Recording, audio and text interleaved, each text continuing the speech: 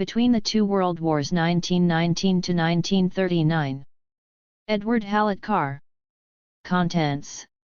Tuesday setting and the issues. Russia, Germany, and Works LD Revolution. Tuesday rope to Rapallo. Germany faces Bata ways. Knower on sources. Preface.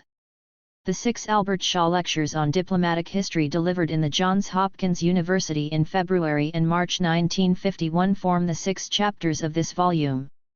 A few short passages omitted in delivery for lack of time have been restored to their place, otherwise the lectures are printed here substantially in their spoken form. I should like to take this opportunity to express my warm appreciation of the honor conferred on me by the invitation to add a British name to the long list of distinguished lecturers who have participated in this series, and of the friendly and widespread hospitality extended to me during my visit to Baltimore. Certain special debts incurred in the preparation of these lectures must also be acknowledged. Mr. Gustav Hilger, who was in Moscow throughout almost the whole period covered by this volume as member of the official German mission and later of the German embassy, put at my disposal his abundant recollections and impressions of German-Soviet diplomatic relations. Mr. G. W. F. Hallgarten, whose article in the Journal of Modern History cited in the note on sources at the end of the volume was the first independent study of German-Soviet military relations based on the unpublished Seicht papers, generously allowed me to read his notes and manuscripts and helped me to clear up many doubtful points, and I have also been enabled to profit from the untiring research of Mr. Lionel Cochin, who was recently awarded the degree of Ph.D. by the University of London for an able, though as yet unpublished, thesis on German-Russian relations 1921–1934. While none of these must be held responsible for any errors of fact or opinion committed in this volume, they have all given me assistance for which I am deeply grateful. Whatever light may be shed by this study on current problems, it was not originally inspired by any topical interest. It is part of the preparatory work undertaken for the third volume of my history, The Bolshevik Revolution 1917–1923, which should be ready for publication next year.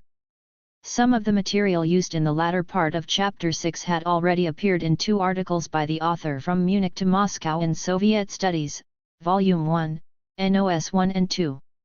E. H. Carr, May 20, 1951. Chapter I. The Setting and the Issues. E.O. the Great of Prussia, forewarned by his experience of fighting the Russians in the 7 Years' War, advised his successors to cultivate the friendship of these barbarians. The advice was successfully and fruitfully followed for a century and a half. The Russian victory over Napoleon was the prelude to the liberation of Prussia. The benevolent neutrality of Russia was a condition of the Prussian victory over Austria in 1866 and over France in 1871. Russian friendship was a cornerstone of Bismarck's system, and Bismarck records how Kaiser William I on his deathbed, mistaking the Iron Chancellor for his grandson and future successor, William II, murmured, "Always keep in touch with the Russian Emperor, there no conflict is necessary." These precepts were neglected by William II in 1914 and by Adolf Hitler in 1941 on both occasions with disastrous consequences for Germany. Throughout this time German friendship had seemed an equally important asset to Russia. The Romanov dynasty had German blood in its veins and intermarried assiduously with German royal and princely houses. Men of German origin enjoyed rapid preferment at court and in the imperial service. It was not through the will of Russia that war with Germany occurred in 1914 or, still less, in 1941. During the past 2 centuries German-Russian relations have been a key point in the international politics of the European continent. The chapters that follow are concerned with these relations over the 2 decades from the downfall of the Hohenzollerns, just a year after the Bolshevik Revolution, at the end of the First World War to the outbreak of the Second World War in 1939. When William it to Holland on November 9, 1918, and the German Republican government 2 days later signed the armistice with the Allies, there was no German representative in Moscow and no Soviet representative in Berlin. Merbuk, the German ambassador sent to Moscow after Brest-Litovsk, had been murdered by the left social revolutionaries, not by the Bolsheviks, at the beginning of July 1918. His successor Helfferich stayed only 3 weeks and left, fearing to share Mirbacha's fate, and this time the German government, already facing defeat in the West, did not think it worth its while to replace him. Meanwhile Joff, the Soviet ambassador in Berlin, read the signs of Germany's approaching collapse and redoubled his revolutionary propaganda and his subsidies to the German left. On the very eve of the final collapse, the German imperial government indulged in a last gesture of righteous indignation which may, as the Russians suspected, have been a last desperate attempt to placate its Western conquerors. No trouble was taken to collect genuine evidence of the Soviet ambassador's subversive activities. The police planted some forged revolutionary broadsheets in diplomatic baggage consigned to him, and saw to it that a trunk accidentally burst open in transport. On the strength of this faked evidence, but on the perfectly correct charge of conducting propaganda against the government to which he was accredited, Joff was given his passports and dispatched with his staff in a special train to the frontier. The date was November 6, 1918. When the Kaiser abdicated 3 days later, Joff was at the German-Russian frontier. He waited there for some days in the confident expectation that the German revolutionary government would recall him to Berlin. In Moscow nobody doubted that the downfall of the monarchy under the impact of defeat was the beginning of the revolution in Germany and, thereafter, in the rest of Europe the long-awaited second and crowning installment of the proletarian revolution begun in Russia in November 1917. On November 1, 1918, Pravda greeted the symptoms of imminent collapse with the banner headline "The World Revolution has begun." Workers' and soldiers' councils sprang up in direct imitation of the Russian Soviets in the principal German centers. When the Kaiser fell, a Congress of Berlin Soviets voted into power a provisional government consisting of 6 People's Commissars, and an all-German Congress of Workers' and Soldiers' Councils was convened to meet in Berlin. These signs were read in Moscow as proof of what already seemed self-evident to disciples of Marx, that the German and Russian revolutions were about to join hands and together sweep triumphantly westwards. The All-Russian Central Executive Committee, the standing organ of the All-Russian Congress of Soviets, formally annulled the Brest-Litovsk Treaty, and nominated Bukharin, Joff, Rakovsky, Ignatov and Radek as delegates to convey its greetings to the First All-German Congress. In addition to a copious flow of greetings and exhortations by press and radio, an immediate offer was made by long-distance telephone to the German People's Commissars of 2 trainloads of grain to meet the food shortage in the German cities. The reception of this offer was an effective damper to Soviet enthusiasm. After a week of embarrassed silence, the reply came expressing thanks for the gesture, but explaining that the United States had promised to deliver enough grain to Germany to maintain existing rations till the next harvest. The German revolutionary government had been confronted in the first days of its existence with a practical choice between East and West. The paltry 2 trainloads from Moscow were weighed against the prospects of transatlantic abundance. It would have been quixotic to accept the Soviet pittance at the risk of antagonizing Washington and the Western Allies. The reply was felt at Moscow as a slap in the face and as a proof that the so-called socialist rulers of Germany preferred the fleshpots of capitalism to the international solidarity of the proletarian revolution. The insult was made worse when the German government refused to reinstate Joff as ambassador, and turned back at the frontier the Russian delegation to the All-German Congress. Radek, by origin a Jew from Austrian Poland, who was perfectly at home in Russian, Polish, and German and incorrectly fluent in 3 or 4 other languages, disguised himself as an Austrian prisoner of war and got through illicitly to Berlin. The other delegates returned disconsolately to Moscow. The pained surprise which these events evoked showed how little understanding there was in Moscow of what was happening in Berlin. The German political situation resulting from the collapse of November 1918 was exceedingly complex, and its complexity was reflected in a bewildering variety of attitudes towards Soviet Russia. These attitudes defined themselves gradually, and throughout 1919 were subject to every kind of doubt and fluctuation.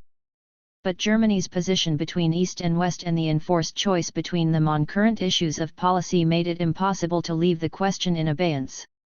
The main lines along which different parties and groups divided quickly began to emerge. The German Social Democratic Party, the largest organized party in the country, was also the most strongly anti-Russian force in German politics. Hostility to Russia had been the most popular motive invoked to justify the volte-face of the Social Democrats in August 1914 when, in defiance of all previous party declarations and programs, they had come out in support of the national war effort, and this deep-seated and traditional hostility did not vanish overnight with the change of regime in Russia. For German workers, and for most of their leaders, the Russians were still a backward and barbarous people, without efficiency, without education, and without a serious workers' or trade union movement. The rallying of the German Social Democratic Party to the cause of national solidarity in the war had accentuated and completed its evolution, already in progress before the war, from a revolutionary to a reformist party, a party that sought to capture and use the state, not to overthrow it.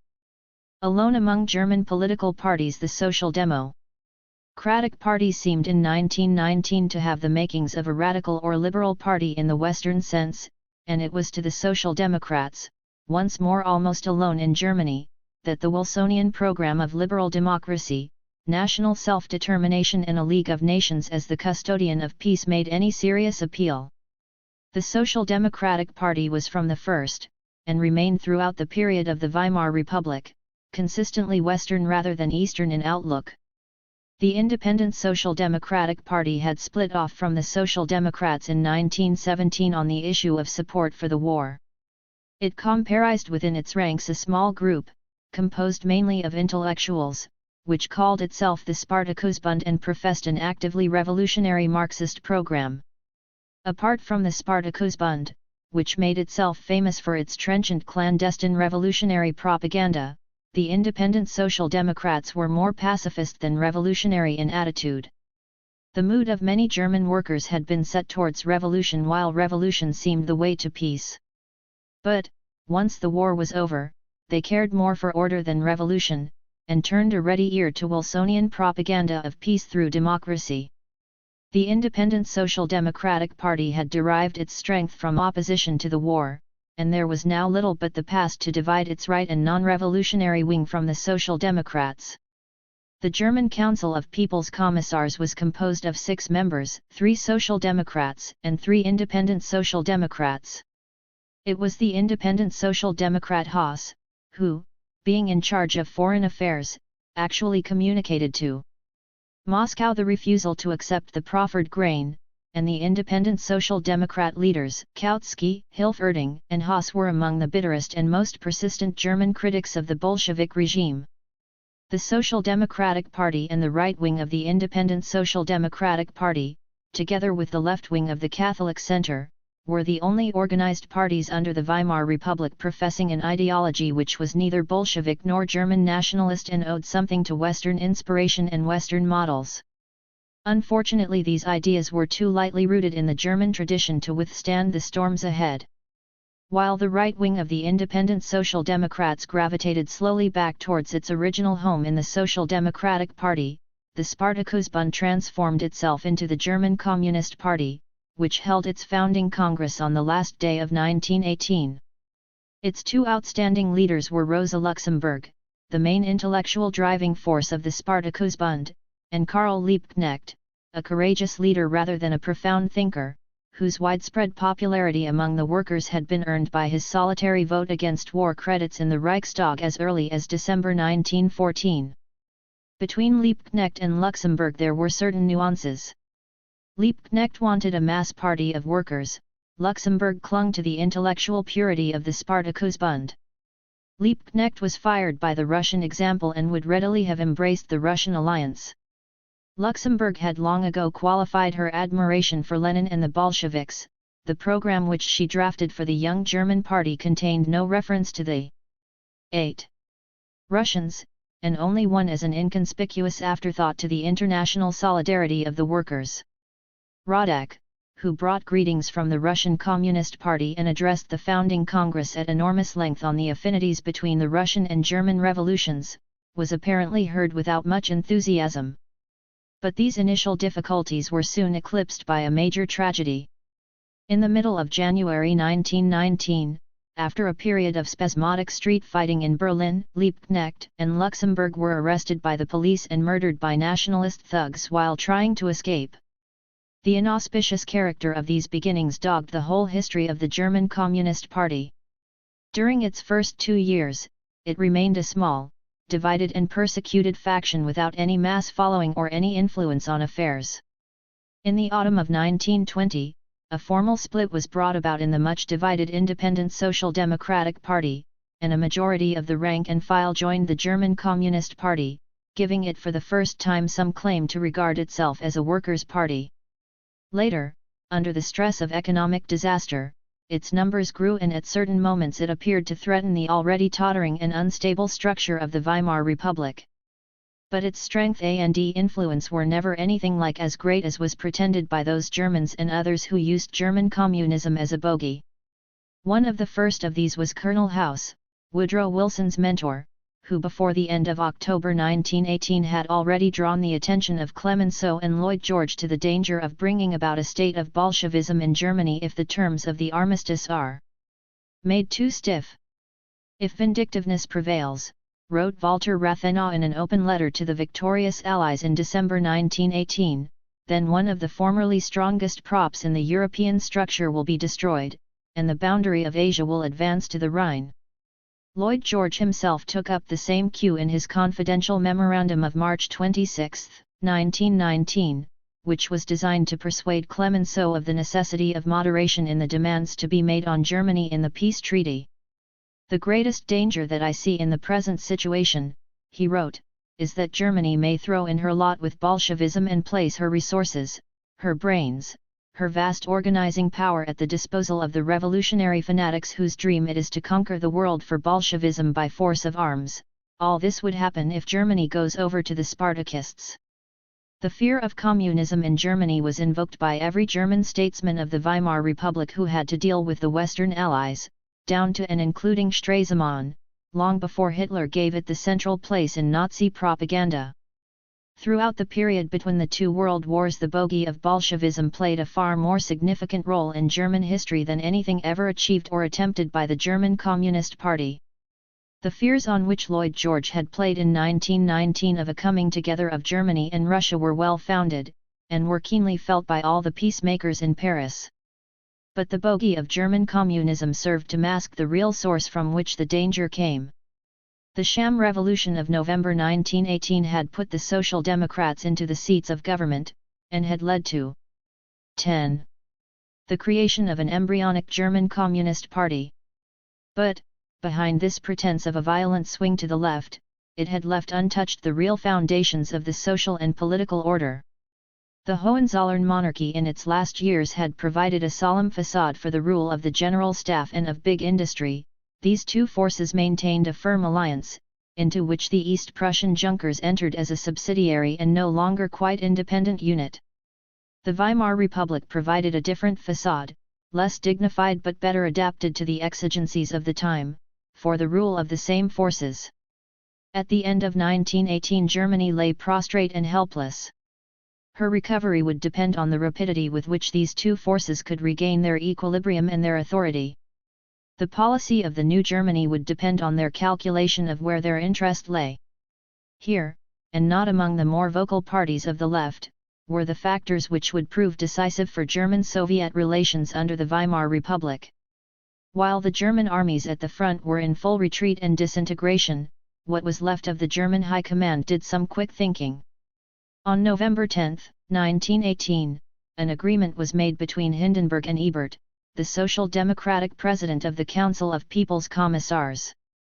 The army would support a social democratic regime to the extent of maintaining order in its name and upholding its authority. The tacit counterpart was that the government would support the army and do nothing to undermine its interests. For the next 3 months the re-establishment of order as the army understood it was the sole preoccupation in military circles. There is, however, a record of a more general discussion at staff headquarters in Berlin on December 20, 1918. Major Kurt von Schleicher expressed the view that Germany's political recovery depended on her economic recovery, and General Hans von Seeckt, just back from his appointment as German advisor to the Turkish General Staff, retorted that it depended on making Germany once more eligible to conclude an alliance. The discussion was not pursued. But in such a context and in the mouth of a soldier, the word alliance could spell only Russia. On March 15, 1919, a decree was issued creating a new German army, the Reichswehr, on a basis of voluntary recruitment. The building up of the Reichswehr, in which both Seycht and Schleicher played an important part, was the first step to a revival of Germany's military strength. Seycht occupied the crucial post of Chief of Staff to the Eastern Command in East Prussia. The other great power in Germany had been equally stunned by the disaster, but reacted to it with equal promptness. On November 15, 1918, 5 days after the Hindenburg-Ebert Agreement, Stinnes, the greatest captain of industry, came to terms with Legion, the patriotic trade union leader. Industry, instead of fighting the unions as in the past, would recognize and support their exclusive authority in labor matters.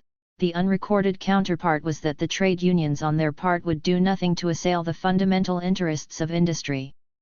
The agreement was reached at a moment when the industrialists, like the army, seemed hopelessly discredited, and the trade unions were at the height of their power and prestige. Nevertheless, it worked primarily to the advantage of the industrialists. Shortly afterwards, another significant development occurred: the foundation on February 3, 1919, of a comprehensive general union of German industry. Before 1914, significant divisions of interest had existed between different sectors of German industry, between heavy and light industry, between industry working for the home and for the export market, between industry working for Western and for Eastern export markets. These differences were now being gradually wiped out. The war had helped to weld the organization of German industry into a single whole. The growth of vertical trusts was just beginning to combine heavy and light industry into composite entities, and the widely advertised decision of the victorious Allies to exclude German exports from Western markets impelled the whole of German industry to face east. All these interests were represented in the new Union of German Industry, which signalized the predominance of heavy industry, notably in the person of Stinnes, in German industrial policy. The interests of German heavy industry lay, at home, in large-scale constructional works and, preferably, in armaments; abroad, in access to the markets of the industrially undeveloped countries of Eastern Europe and Asia. The German attitude to Russia resulting from these conditions in the summer of 1919 was ably summed up in a contemporary British report from Berlin. All classes in Germany are looking towards Russia for one reason or another. The extremists of the left look upon her as the realization of their own political ideals. The Pan-Germans look upon her as providing the only possible outlet for surplus population and compensation for the loss of colonies. Officers think that she may provide employment, which is no longer possible in their own country. Industrialists think that she will provide employment for capital and ultimately be the means of paying off the war indemnity. The realization of these ideas, however, lies in the far future, and, for the present, communication is much too difficult to make any practical steps possible. In the Germany of 1919, all roads led to Russia, all the roads that mattered, all the roads that were open. But they were long roads to a distant goal, and the strength to travel along them was not yet very great. The first impulse came from events in the Baltic, the great land and sea bridge between Germany and Russia, the point where Germans have advanced towards Russia and Russians pushed forward their outposts towards Germany, where the territorial and human barrier between the two great nations is at its thinnest and least substantial. Here and only here the German armies did not disintegrate in the hour of defeat, maintaining their cohesion as a disciplined fighting force under the command of General von der Goltz. For this the Allies themselves were partly responsible. They were haunted by two fears: the fear of Russian Bolshevism sweeping westward over Germany and the fear of a junction between Germany and Russia. In November 1918 the first fear predominated over the second. Article 12 of the armistice bound Germany to evacuate all territories formerly belonging to the Russian Empire as soon as the Allies shall think the moment suitable, having regard to the internal situation of those territories. It was intimated that the moment for the evacuation of the Baltic had not yet come, and the German troops gratefully dug themselves in. 6 months later the situation had changed. Germany seemed to have steadied herself and the Bolshevik danger was less imminent. British policy in the Baltic swung over to the new design of building up small independent states in Estonia, Latvia, and Lithuania which, together with Poland, would constitute a solid barrier to keep Germany and Russia apart. To this design von der Goltz was a serious obstacle. On May 3, 1919, the Allied Armistice Commission was instructed to inform the German Armistice Commission that the time had come to recall von der Goltz and his army. When nothing happened, a formal order was given to the German government on June 18 to withdraw and disband the German armies in the Baltic. But by this time the order was easier to give than to enforce. General von der Goltz was now at the head of a powerful and well-disciplined army. He had been reinforced by a strong Landwehr recruited from the large colonies of German settlers in the Baltic, who wholeheartedly shared his ambition to overthrow the Bolsheviks and restore the Russian Empire and were bitterly opposed to any plan for the establishment of independent Baltic states. He had attracted to his side several more or less organized White Russian units eager to participate in the anti-Bolshevik crusade. Most important of all, he had become the rallying point and the symbol of all those elements in Germany itself which were opposed to the new regime in Germany and to the policy of compromise with it practiced by the High Command. The call was clear and compelling. Von der Goltz was fighting Germany's enemies in the east while the German government at Versailles was making its cowardly submission to Germany's enemies in the west. Von der Goltz stood, for the first time since Germany's defeat, for a bold and independent foreign policy to overthrow the Bolsheviks, to restore monarchy in Russia and then, in alliance with a reconstituted Russia, to defy the West. It was a fantastic design, but in 1919 it appealed to many German hearts. As von der Goltz afterwards explained, our whole policy stands and falls by the Russian-German bridge, and one of his subordinates added that the British in enforcing his withdrawal were merely trying to steal from Germany the opportunity of having before long a great and powerful ally Russia. Throughout the summer and autumn of 1919 thousands of disbanded German soldiers were recruited in Berlin and dispatched, more or less openly, to swell the German army in the Baltic, and released Russian prisoners of war were sent to the same destination. For 3 months von der Goltz defied the efforts of the Allies to get him out. While the Social Democratic government in Berlin was perhaps sincere in its desire to comply with the Allied demand, the Social Democratic Reichskommissar for East Prussia, Winnig by name, worked hand in glove with the Eastern armies. On the other hand, Major Tschunk, an officer on Seyck's staff posted at Kovno in the autumn of 1919, reported at that time that the operations in the Baltic were creating not a bridge, but a wall, between us and the Russians, and Seyck came round to this opinion. It is clear that the new headquarters staff of the Reichswehr was anxious to wind 16. Up the Baltic adventure and through what influence it had into the scales against it. When von der Goltz was at length compelled to withdraw, half his army turned itself into volunteers and took service with some White Russian formations under an adventurer of Caucasian origin calling himself Count Ivalof Bermond, who carried on the war against the Bolsheviks for several months longer. Since the troops could no longer be paid from government sources, the financing of Ivalof Bermond was taken over by an anti-Bolshevik league, whose large resources came from the well-filled coffers of the newly created General Union of German Industry. The ambition of the German extreme right to build a bridge to Russia by overthrowing the Bolsheviks and creating a German-Russian alliance with a restored Russian monarchy was as remote from reality as the ambition of the German extreme left to build a bridge to Russia by overthrowing the bourgeois German government and creating a German-Russian alliance on the basis of a common proletarian revolution. What occurred at this time to hardly anyone on the German side, and to nobody at all on the Allied side, was that a Russian-German alliance could be hoped for, or feared, in any other form. Both sides were mesmerized by the ideological issue. The German right might overthrow the Bolsheviks and enter into an alliance with a restored right in Russia, the German left might make a revolution in Germany and enter into an alliance with the Russian left in the person of the Bolsheviks. But it seemed unthinkable that the German right should enter into an alliance with the Russian left. This overestimate of the ideological factor was very persistent, especially in the Western camp.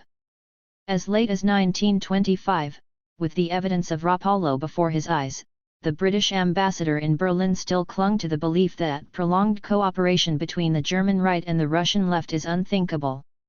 In 1919 only one episode spoke in the opposite sense, and this episode passed unnoticed by the Allies, was apparently not reported to Moscow, and was known only to a handful of people in Berlin. Yet it contained the germ of the whole history of German-Soviet relations for the next 3 years, and indeed much later. It is one of the most curious and illuminating episodes of recent history. After the killing of Liebknecht and Luxemburg, the German police spread their net for other communist leaders, and early in February 1919 arrested Radek, who had been the delegate of the Russian Party at the founding Congress of the German Communist Party. He was lodged in the Moabit prison in the Lehrterstrasse and put, according to his own account, into heavy irons. A prolonged interrogation followed, during which Radek was kept in close confinement. What authority intervened in his favor can only be guessed. But on the completion of the interrogation, apparently in August 1919, the Ministry of War took charge of him and transferred him to a privileged room where, for 2 months, he occupied a position midway between that of a prisoner and of an honored guest. In Radek's own words, he established a political salon. Passes to visit him were obtained from the Ministry of War. In October 1919 he was released from prison and allowed to move into the private apartment first of a retired general, and later of a police commissioner, and early in December he returned to Moscow. During this period he saw all the leading German communists and played an active part in the affairs of the German Communist Party. One young communist from Vienna who visited him frequently describes herself as receiving from him a whole course in communism. He received many of the leaders of the Independent Social Democratic Party, including Hilf Erding, and a few members of the Social Democratic Party. The famous German journalist, Maximilian Harden, induced Radek to write an article for his journal Die Zukunft. Another visitor was an English radical journalist, Phillips Price, to whom he discoursed on world revolution. Radek's most interesting and important contacts were, however, not those with the left, and it was hardly for the sake of these that military authority treated him with so much indulgence. Among his earliest visitors were the former Turkish Prime Minister and Minister for War, Talat, and Enver. The occasion was piquant. It was a little over a year since Talat had confronted Radek across the table at Brest-Litovsk as the plenipotentiary of a victorious power. Radek propounded to the Turks a project for an alliance between Russian Bolshevism and Turkish nationalism against British and Western imperialism.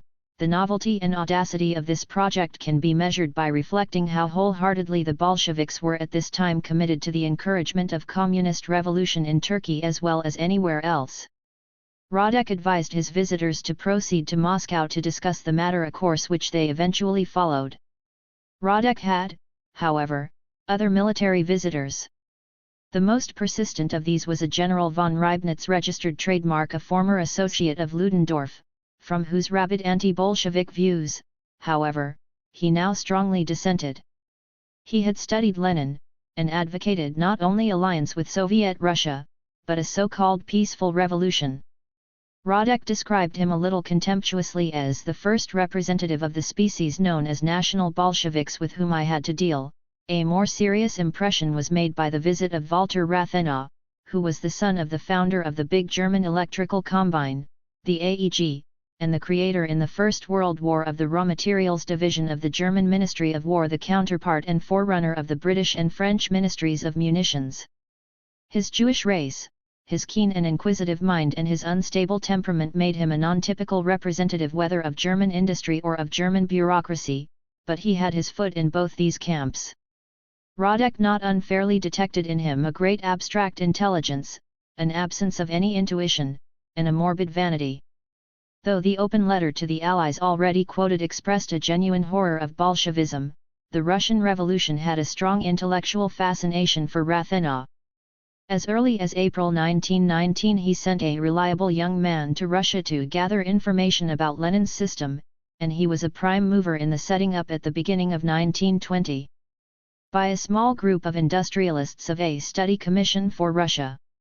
He now came to Radek without any preliminaries, settled himself comfortably, one leg crossed over the other, and for more than an hour developed his view of the world situation.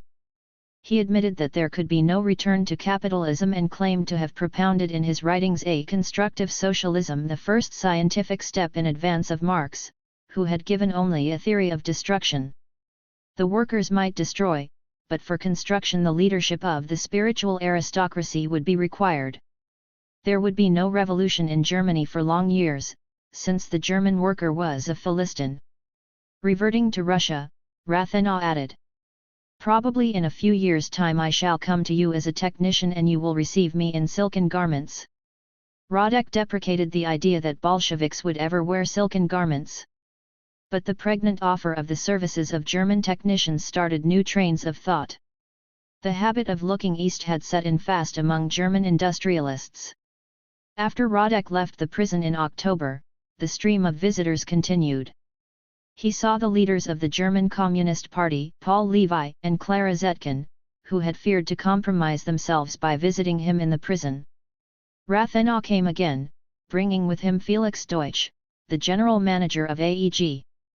But Deutsch, who was married to the daughter of an American banker, expressed greater faith than Rathenau in the prospects of capitalism, and the conversation seems to have had no result.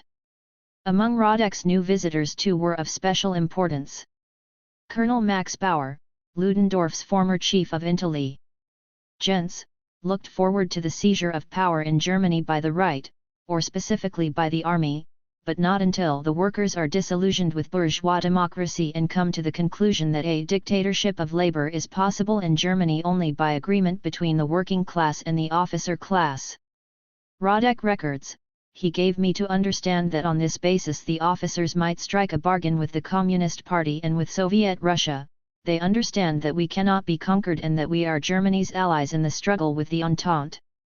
Admiral Hintze, once German naval attaché in Petersburg and Minister for Foreign Affairs for a brief period in the summer of 1918, during which he signed a series of agreements with Russia supplementary to Brest-Litovsk, now stood for a deal with Soviet Russia. And asked Radek whether world revolution would come in the West in time to prevent the Entente strangling Germany. It was one of Radek's few visitors from the Social Democratic Party, Heilmann by name, who exposed the reverse side of the medal and insisted that Germany had a Western as well as an Eastern destiny. Since German industry is without raw material and the country without bread, there was nothing for it but submission to the dictates of American capital. It was a topsy-turvy world in which the German right toyed with Bolshevism and world revolution, and German Social Democrats looked for salvation to American capitalism. The German attitude towards Russia and towards Bolshevism in the autumn of 1919 was still utterly confused. But as more and more practical issues had to be solved, certain lines began to appear in sharp relief. They 22. Communist left continued to believe that a communist revolution and alliance with Russia were inseparable aspects of one policy, and was doomed to sterility through failing to make any distinction between them. The same failure was equally fatal to those groups of the extreme right represented by Ludendorff, von der Goltz and many others, who believed that the overthrow of Bolshevism and the restoration of the monarchy in Russia was the necessary condition of a German-Russian alliance. Other groups of the right, of whom Reibnitz and Bauer were typical, were moving towards a conception of an alliance with Russia which was indeed conditional on some kind of German revolution, but on a revolution which would keep the army in its commanding position. These ideas were in themselves fantastic, but from them it was a comparatively short step to the idea that the Russian alliance could be secured without any revolution in Germany at all. The taking of this step was a gradual process. It was associated with the name of Seicht, the creator of the new Reichswehr, the advocate of a working compromise between the army and the social democratic regime, the stern critic of any policy of adventure, and the strongest military opponent of the anti-Bolshevik line of Ludendorff and von der Goltz. No evidence exists of any contact at this time between Seicht and Radek.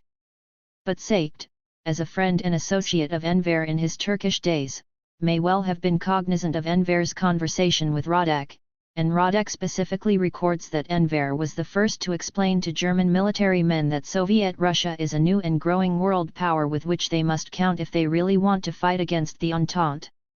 The notion of A potential alliance between German nationalism and Russian Bolshevism must certainly have been planted at this time in Seyck's receptive mind, however fantastic and unrealizable such a project may have seemed for the immediate future.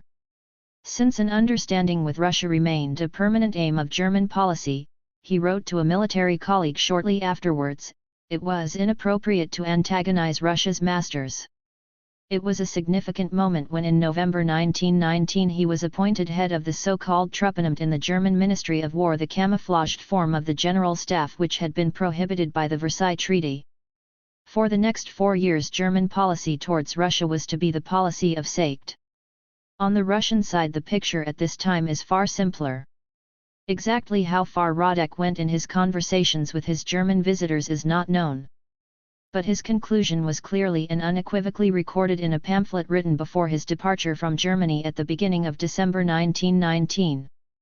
The problem of the foreign policy of Soviet Russia, he announced, consists in attaining a modus vivendi with the capitalist states. And in his article for Die Zukunft, which was addressed to right-minded bourgeois, he proclaimed that Germany and Russia need economic relations with one another because neither country can hope to get from the Entente alone what it needs and because they can help one another in many ways. But nobody in Russia was yet thinking on these lines. Nobody but Radek in the Russian Communist Party was sufficiently well informed or sufficiently detached to think in any other terms than those of an early 24. German Revolution. Communication between Moscow and Berlin during the whole of 1919 was virtually non-existent. Radek had no opportunity either to make reports to the Kremlin or to receive instructions. When he returned to Moscow in December 1919, his conception of a Russian-German alliance in the form of a modus vivendi between communism and capitalism met with no sympathy or understanding. The Civil War, still in a critical state, was the all-absorbing preoccupation of the Bolshevik leaders. Nothing short of a worldwide proletarian revolution could it seemed put an end to Allied aid to the whites. Thus, while Radek at the end of 1919 had formed a clearer idea of what the future held in store than anyone else, this idea made slower progress in Soviet Russia than in Germany. Soviet foreign policy flowed for the present in quite different channels. Chapter 2. Russia, Germany, and World Revolution. All countries in the world, Germany was the one which the Bolsheviks found it most difficult to approach realistically and empirically. They saw it from the outset, and long continued to see it, through a haze of ideological preconceptions.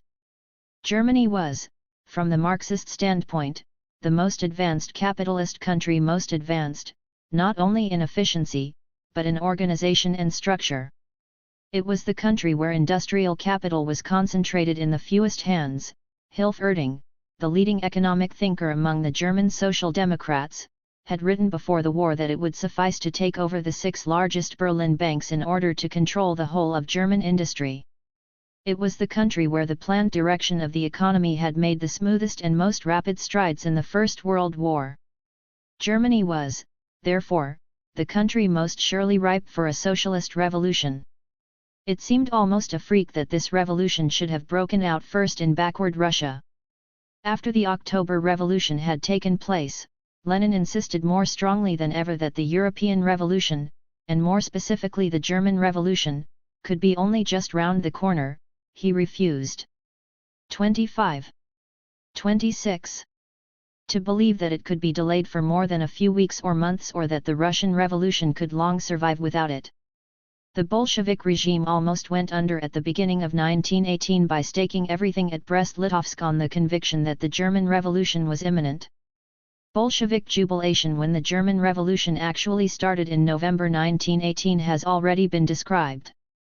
Even when it ended in disappointment and the German Soviets were rejected in favor of the parliamentary constitution of the Weimar Republic, Bolshevik hopes were not dashed.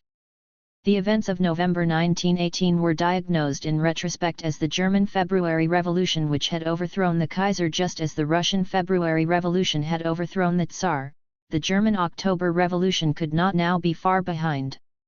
This mood of revolutionary optimism was maintained throughout 1919 and helped the Bolshevik regime to survive the darkest days of the Civil War. The Communist International was founded in Moscow in March 1919, though the only German delegate who got through came with a mandate to oppose the immediate foundation of a new international, and was induced to abstain from voting only in order not to mar the formal unanimity of the decision. There was no thought at this time of distinguishing between the revolutionary policy of Comintern and the foreign policy of the Soviet state as administered by the People's Commissariat of Foreign Affairs. Sheikh Harun, the People's Commissar for Foreign Affairs, figured prominently at the First Congress of Comintern and on its Executive Committee. When the terms of the Versailles Treaty were announced, Sheikh Harun signed an appeal to the German workers, which was issued in German by Comintern, urging them to join the ranks of the revolutionary communist fighters as the sole means of salvation from your present calamity. Surrounded by civil war and cut off from regular contacts with the outside world, the Soviet government was unlikely to abandon its hopes of world revolution or its use of revolutionary propaganda as its one effective weapon. It believed implicitly in the coming German Revolution because it could find no other way of believing in its own future. This was true in the economic as well as in the military sense. Lenin's famous remark that, by a queer trick of history, socialism had been realized in our day in two separate halves, the economic half in Germany, the political half in Russia, carried with it the implication that what was required to usher in a full socialist society was to reunite the two halves by bringing the political revolution to Germany. Thus in the winter of 1919 to 1920, when the civil war at length took a decisive turn in favor of the Bolsheviks, there was an acute contrast between the optimism of Moscow and the pessimism of the small and discouraged German Communist Party. In March 1920, a few days after Comintern had celebrated its first anniversary and Lenin had proclaimed that masses of the workers in Germany, England, and France are coming over to the side of the Communists, untoward events occurred in Germany. The weak and hesitant German Communist Party had its hand forced, as had happened in January 28, 1919 by a revolutionary situation which it had done nothing to create and which its leaders secretly deplored. A general named von Leitwitz and a civil servant named Kapp organized a revolt, the so-called Kapp Putsch, against the Social Democratic government in Berlin. Some of the military units which carried out the putsch, such as the famous Erhardt Brigade, had participated in the fighting in the Baltic and had never been disbanded. Others were composed of nationalist soldiers or adventurers of a similar type who returned to the colors to fight against the Weimar democracy. On March 13, 1920, the ministers fled from Berlin to Stuttgart, and a right nationalist government under Kapp was proclaimed in Berlin. Its weakness was, however, quickly revealed. The Reichswehr remained passive. It was unthinkable that German soldiers should fire on their former comrades, but, while the insurgents enjoyed the sympathy of generals of the old school like Ludendorff and von der Goltz, Seicht, and the new general staff, the men who had already brought von der Goltz's Baltic venture to an end made clear their opposition to the insurrection, while the German People's Party, which had been organized in 1919 under the leadership of Stresemann as the Party of Large-Scale Industry and Commerce, came out with a strong declaration against Kapp and in defense of constitutional government. The coup might still have succeeded but for a general strike called by the trade unions, which prevented the new authority from establishing itself and in the end forced a restoration of the old government. When the strike was declared, the German Communist Party headquarters in Berlin had officially announced that the time was not Russia, Germany, and were Brievo. 29 yet ripe for action, an attitude which was afterwards excused, and could only be excused, by invoking the numerical weakness of the party. In private the leaders denounced the strike, whose organizer, the trade union leader Legion, had more than once been singled out for attack by Lenin as a typical social patriot, and loftily treated the struggle between the Social Democrats and the Nationalists as a matter of indifference to communists who were equally hostile to both. Only on the second day, when the rank and file of the party were to be found following the lead of their trade union comrades, did the party line change to one of rather half-hearted support of the strike. But local action by communists went much further than this, especially in Saxony and in the Ruhr, where Social Democrats and Communists took joint action against the Nationalists. In Saxony they even united to form a Soviet government which abdicated only when the putsch had been finally defeated.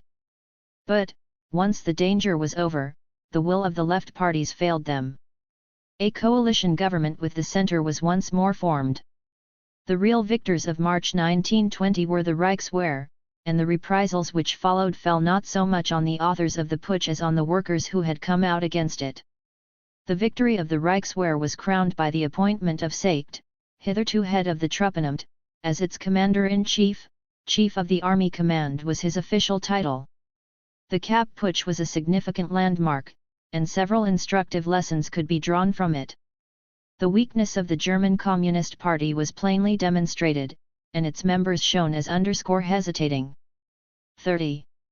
Between an attitude which treated nationalists and social democrats equally as agents of bourgeois capitalism and refused to distinguish between them, this was the official party line, and an attitude which leaned towards a defensive alliance with the social democrats against the common nationalist enemy, this was the inclination of many of the rank and file. A similar pattern was to repeat itself in the last days of the Weimar Republic. The Social Democratic Party had reacted to the Kapp Putsch in a vigorous and organized way through the trade unions by using the workers' traditional weapon of resistance, the strike. But it had no positive plan of action. Not only did it lack any ambition to seize power by revolutionary means, but it shrank from the exercise of power when power was thrust into its hands. The events of March 1920 confirmed the main lesson of November 1918, the incapacity of the largest and best organized German political party to rule the country. As regards the right, the Kapp Putsch had brought to an issue, and this is its great importance in the history of German-Soviet relations, the struggle between the two elements in the German army. A nice distinction is said to have been drawn on one occasion by Blomberg, later Hitler's field marshal. It was a point of honor with the Prussian officer to be correct, it is a duty of the German officer to be crafty. It was the old Prussian tradition which fought its last battles in the Baltic, rejected the Weimar Republic root and branch, and made its last serious bid for power in the Kapp Putsch. The correct Prussian generals had learned nothing and forgotten nothing. The new Reichswehr and its camouflaged general staff, in the person of men like General von Seicht and Major von Schleicher, enjoying the support of industry, accepted the Weimar Republic as a convenient facade of government, behind which German military power could be rebuilt by all means, licit and illicit. The Kapp Putsch was the victory of this new German craftiness over what was left of the old Prussian tradition. In terms of Soviet-German relations, it was the victory of men who believed that the traditional German-Russian alliance could be reconstituted by way of an agreement with the Bolsheviks over men who believed that the overthrow of the Bolsheviks was the only road to the reconstruction of the German-Russian alliance and therefore a primary aim of German policy. In Moscow nothing of all this was understood in the spring of 1920. The diagnosis of the Kapp Putsch seemed simplicity itself. In August 1917 a Tsarist general named Kornilov had attempted a coup against the provisional government which repulsed it without much difficulty. The Kapp Putsch was the German Kornilov affair. The German revolutionary calendar had moved slowly but surely from February to August. The approach of October was only the more certain and inexorable. Belief in the existence of general rules governing the revolutionary process, and consequently in a parallelism between revolutions in different countries, was inherent in Marxism. But the confident and dogmatic application of this belief at a time when the Bolshevik leaders had few sources of information and fewer direct contacts to bring home to them the realities of the political situation, and in particular of left parties and movements in Germany and other Western countries, bred many illusions. It was rash. 32. To assume a close and unassailable analogy between the revolutionary timetable in Russia, which had made an almost direct transition from autocracy to the proletarian revolution, and in countries where the proletariat had undergone a long period of indoctrination in the theory and practice of the bourgeois state. The Bolsheviks constantly underestimated the proportion of German workers who had derived benefits from trade union and parliamentary procedures and could not easily be weaned from belief in the validity of these procedures. Lenin never really understood why reformism, which meant nothing Russia, was a persistent and dangerous rival to revolutionary Marxism in the German Social Democratic Party, and why illegal action, which was accepted as a matter of course by Russian workers, aroused strong prejudices among many German workers. The embarrassment became acute over the question of the relation between party leadership and the masses. In Russia, what was necessary was to create a revolutionary consciousness among masses of hitherto politically unconscious workers, and for this purpose the imprint of a strong and absolute revolutionary leadership was a paramount need. But the same conception was not applicable, or applicable only with far-reaching qualifications, to a country like Germany, where the problem was not to imprint a revolutionary consciousness on the tabula rasa of politically unconscious masses, but to penetrate and transform a political consciousness already highly developed in a trade union and parliamentary tradition. This task was different from anything that confronted the Russian Bolsheviks, and was far more subtle and complicated, and the misunderstanding of this difference explains why the prescriptions offered to the German Communist Party by the Bolsheviks, and afterwards by Comintern, were so often inappropriate, and why the Bolshevik diagnosis of the German political situation was so often radically at fault. Russian optimism about the prospects of European revolution soon received a strong reinforcement. In the middle of May 1920, when the Civil War seemed over, Pilsudski launched an attack on Soviet Russia and Polish troops penetrated the Ukraine as far as Kiev. But the Red Army struck back quickly and, by the middle of July, was driving the routed Polish troops before it towards Warsaw. It was at this moment that the Communist International opened its second Congress in Moscow.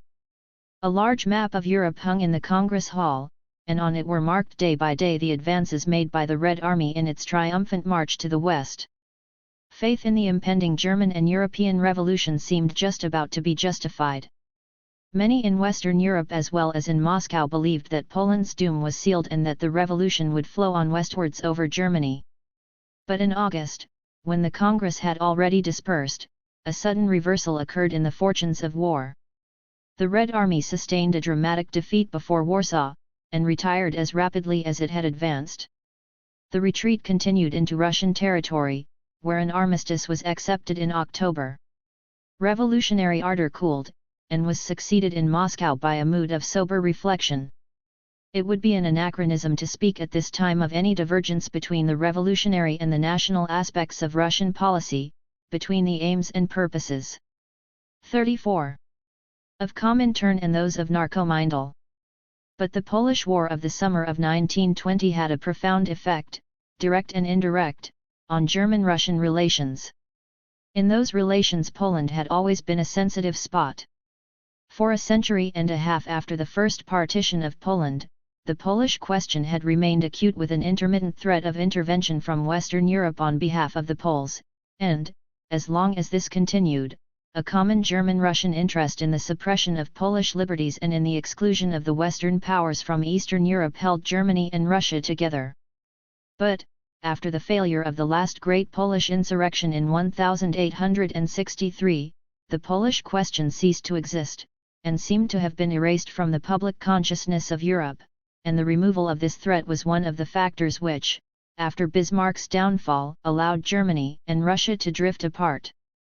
The War of 1914 at once brought back the Polish question to life. The unlooked-for simultaneous collapse of both Russia and Germany at the end of the war automatically restored Poland to a position of predominance in Eastern Europe which she had not occupied since the 17th century. Poland became an outpost of the Western Allies, and the main eastern bastion of the Versailles Treaty. Poland's territorial acquisitions in 1919 at the expense of Germany made Germany her lasting enemy. Eastward she also advanced some distance into Russian territory. But the extent of her ambitions at Russia's expense were not revealed till Pilsudski invaded the Ukraine in May 1920. Taking a long view, it may be said that Pilsudski's action sealed the fate of Poland, for it is a consequence of Poland's geographical situation that 35. She cannot afford for long to be on bad terms simultaneously with both her great neighbors.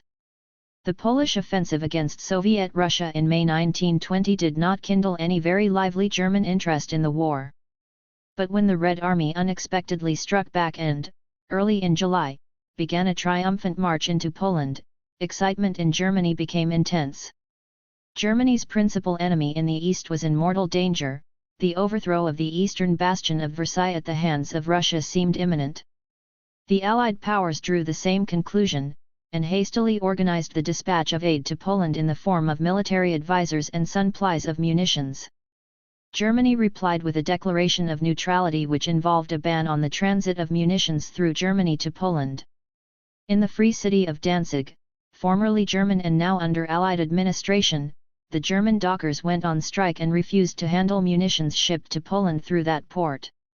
German volunteers flocked to join the Red Army, a curious reversal of the situation of the previous autumn, when German volunteers were flocking to the Baltic to fight the Bolsheviks. The German communist newspaper wrote funny at so militant an attitude in advocating a German alliance with Soviet Russia that it incurred the accusation from other left parties of trying to involve the German workers in a war with France. German sympathy did not pass unnoticed in the Soviet camp. Evidence of direct contact is scanty. A contemporary report in the London Times of a visit by Trotsky to 36. East Prussia to negotiate with German staff officers on political and strategic questions is certainly false.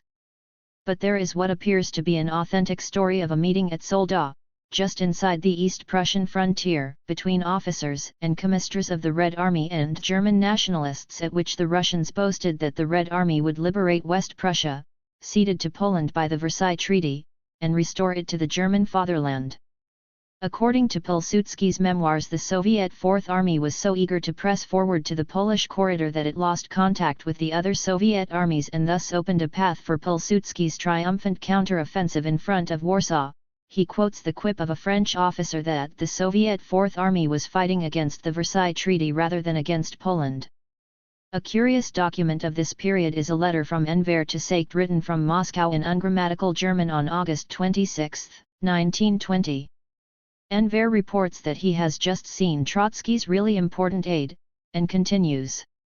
There is a party here which has real power, and Trotsky also belongs to this party, which is for an agreement with Germany. This party would be ready to recognize the old German frontier of 1904.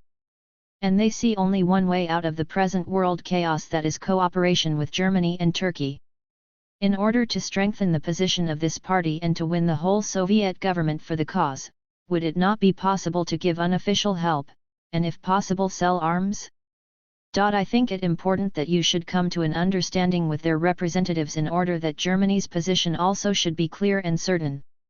To help the Russians one can, in the corridor or in some suitable place, bring into being a volunteer army or an insurrectionary movement.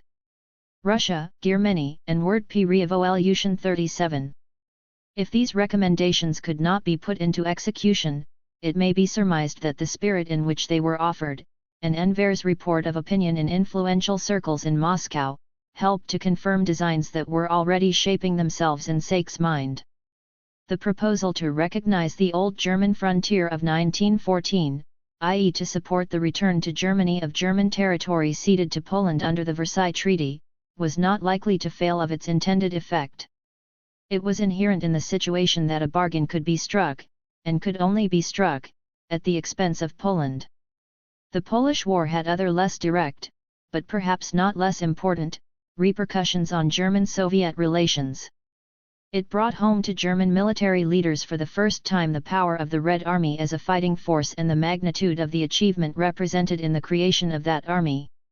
Military efficiency has always had a particularly strong appeal to German minds.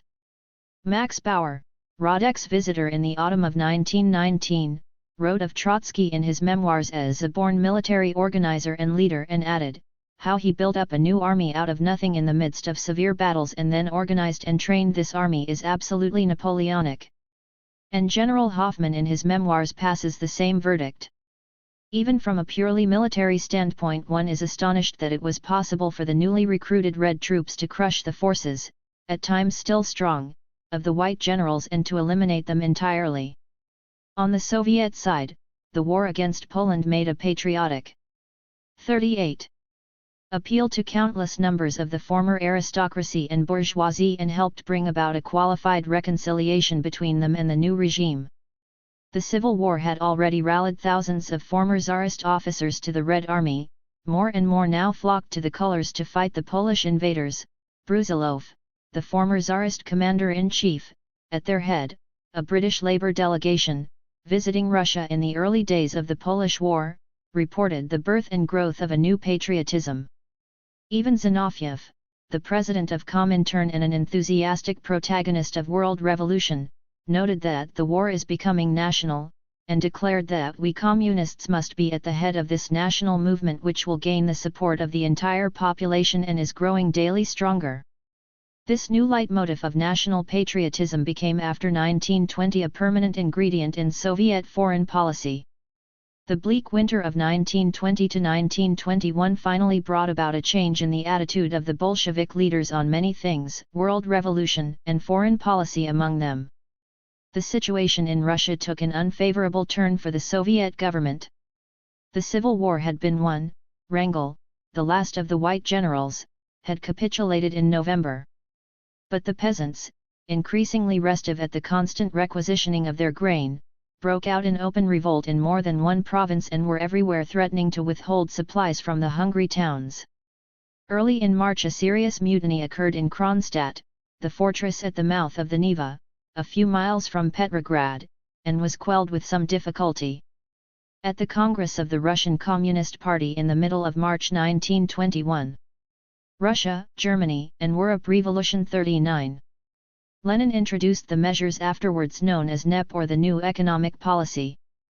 The essence of these was the restoration of commercial principles in transactions with the peasants, a partial return, as Lenin admitted, to capitalism, and, while no direct inferences were drawn from this in the field of foreign policy, a compromise with capitalism at home inevitably suggested the possibility of improved relations with capitalist governments abroad.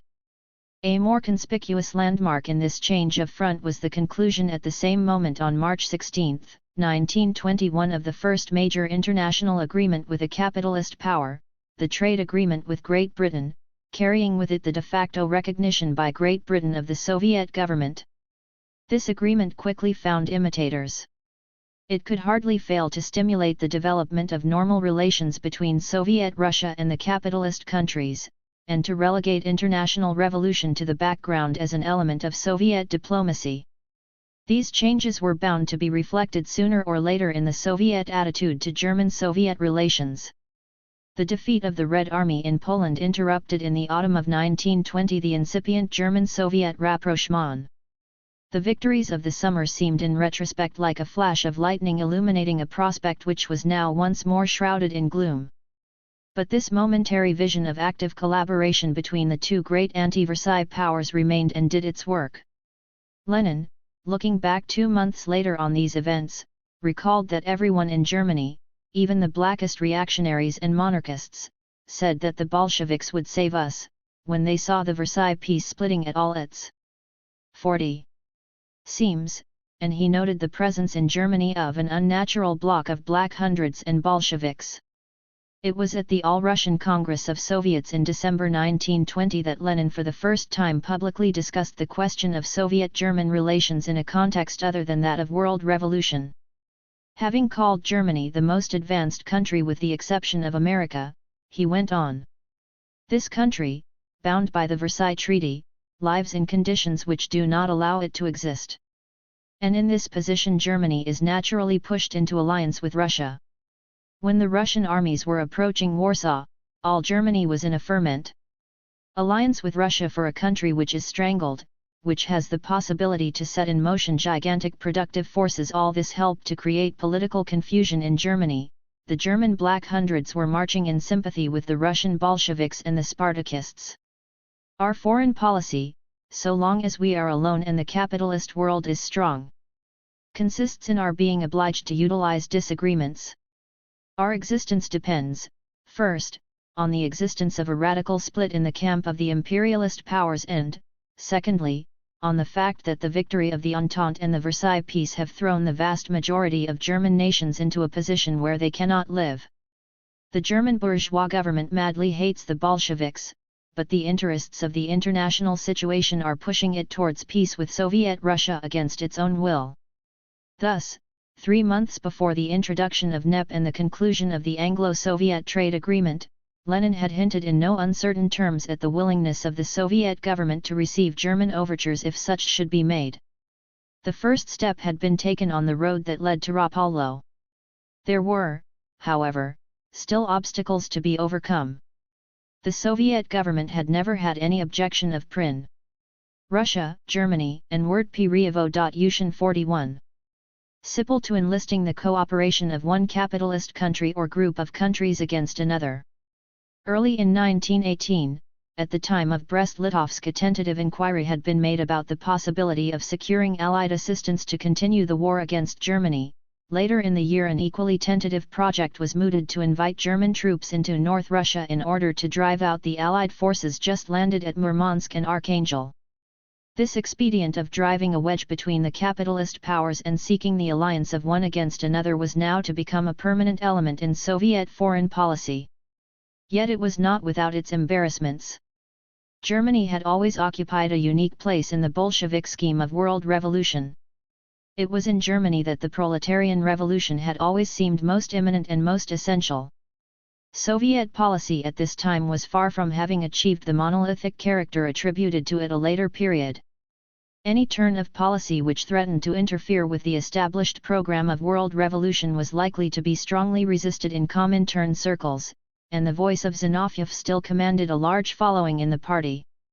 It thus happened that, in this same month of March 1921, in which the introduction of the new economic policy and the conclusion of the Anglo-Soviet trade agreement pointed the way to a policy of temporary accommodations with the capitalist world, a further attempt was made to stage the drama of the proletarian revolution on the German scene. It was only after the ignominious failure of this attempt that Soviet policy in Germany could be woven into a consistent line. What came to be known in the history of the German 42. Communist Party as the March action of 1921 was a belated hangover from the revolutionary enthusiasm generated in the previous summer by the Polish War. Throughout the summer of 1920, the split between right and left in the German Independent Social Democratic Party had been widening. At a party congress in Halle in October 1920, attended by Zinoviev, who delivered a long-remembered oration lasting 4 hours, a majority of the party decided to unite with the German Communist Party as a constituent party of the Communist International.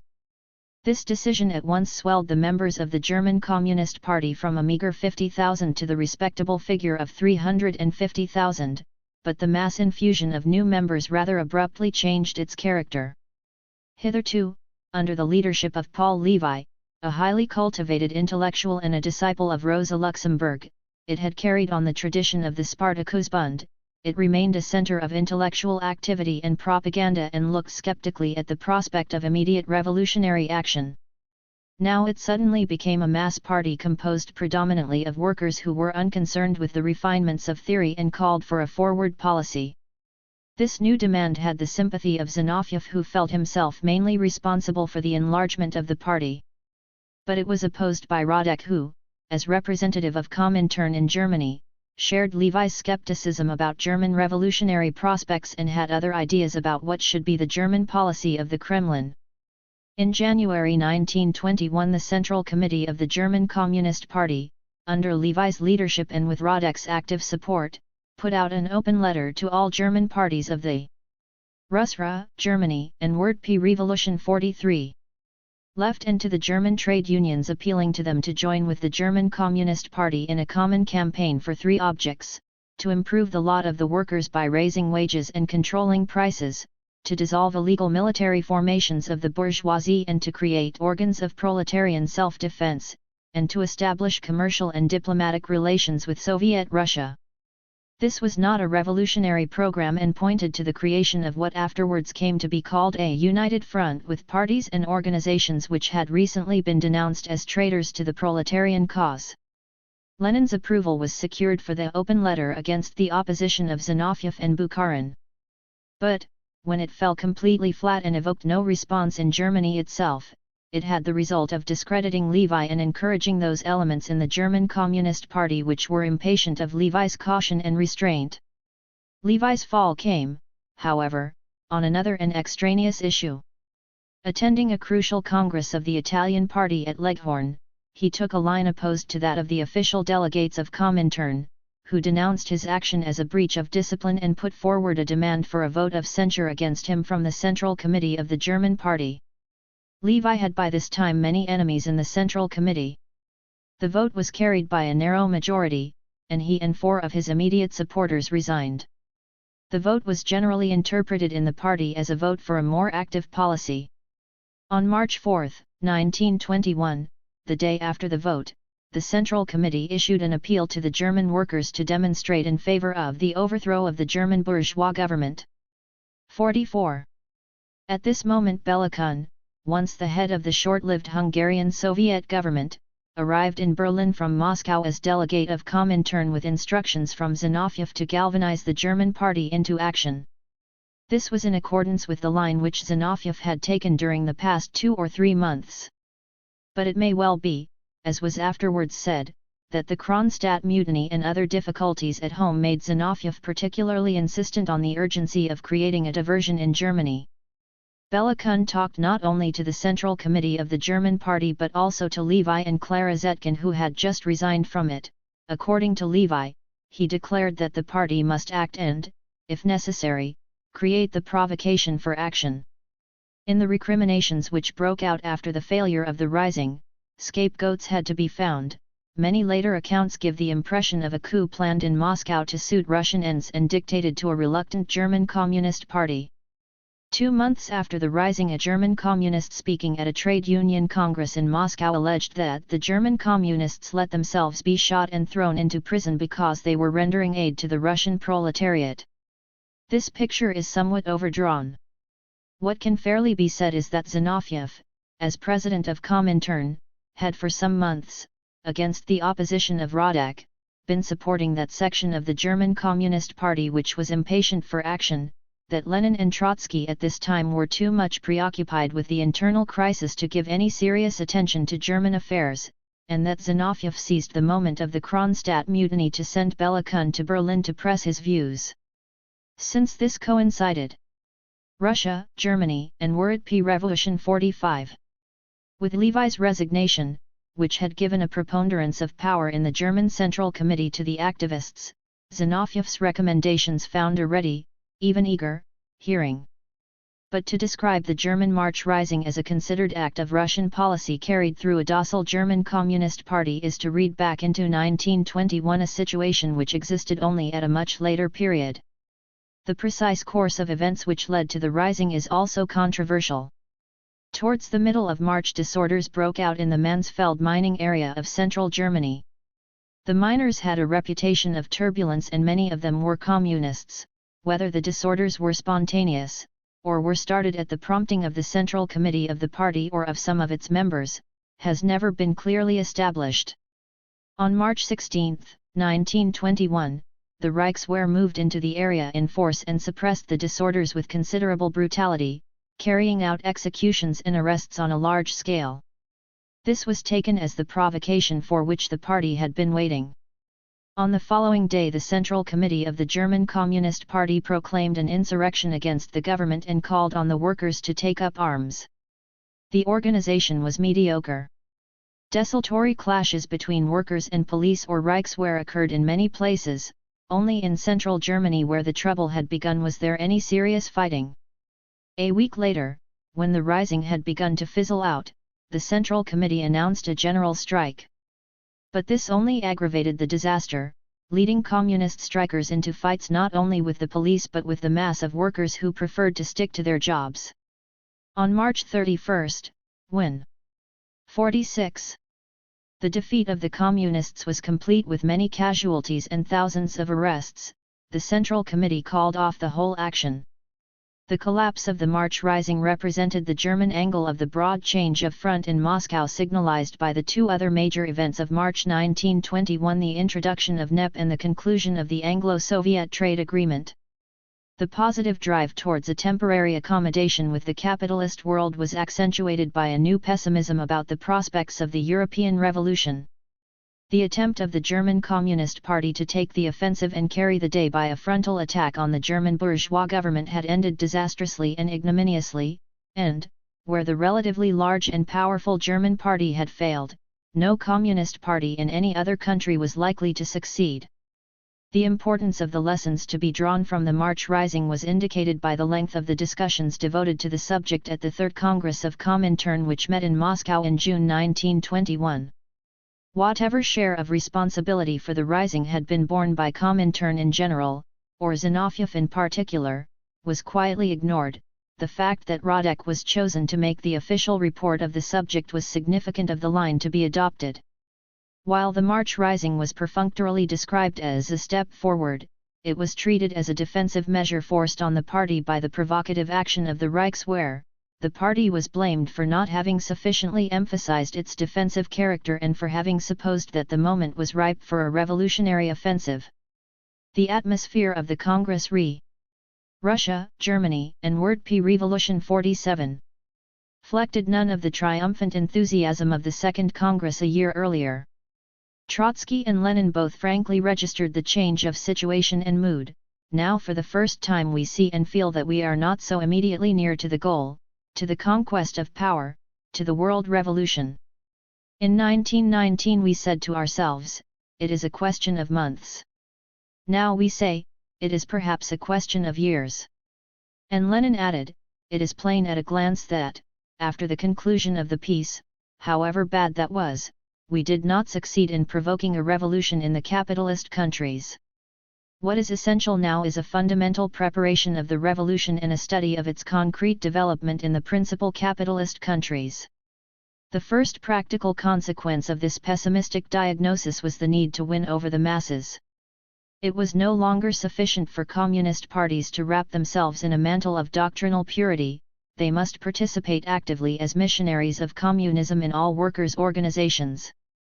A few months after the Congress, the Executive Committee of Comintern advocated the formation of a united front for limited common purposes with other left parties, a policy which, with many variations and qualifications, was officially maintained for 7 years.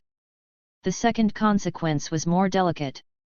If the delay in the spread of the revolution had now to be reckoned not in months but in years, then the necessity of a policy of temporary compromises with the capitalist world, and in particular with the great capitalist power of Central Europe, was incontrovertible. After the failure of the March action, it was clear that the German Revolution and World Revolution would have to wait. The last obstacle was down. The road to Rapallo was wide open. Chapter 3. The road to Rapallo. The process of building up normal state relations between the German Bourgeois Republic and the Russian Soviet Republic was slow and gradual. Towards the end of 1919, shortly before Radek's return to Moscow, a Soviet delegate, Kopp by name, arrived in Berlin. In February 1920 he was officially recognized by the German government for the limited purpose of negotiating an exchange of prisoners of war, and 2 agreements on this subject were concluded in the spring of 1920. Later, Kopp's functions were extended to commercial matters, and he came to be accepted as an informal Soviet diplomatic representative in Berlin. In June 1920, Gustav Hilger, a German born in Moscow who had left Russia with the German consular staff in November 1918 and had later worked in Berlin on the repatriation of prisoners of war, reached Moscow as the first unofficial German representative, becoming the German counterpart there of Kopp in Berlin. This tentative stretching out of hands across the ideological barrier was not significant in itself, but promised much for the future. The sudden impetus given to German-Soviet friendship by the Polish War faded away with the retreat of the Red Army and the conclusion of the armistice. It was not till the beginning of 1921. 48. Tuesday rope to Rapatio 49.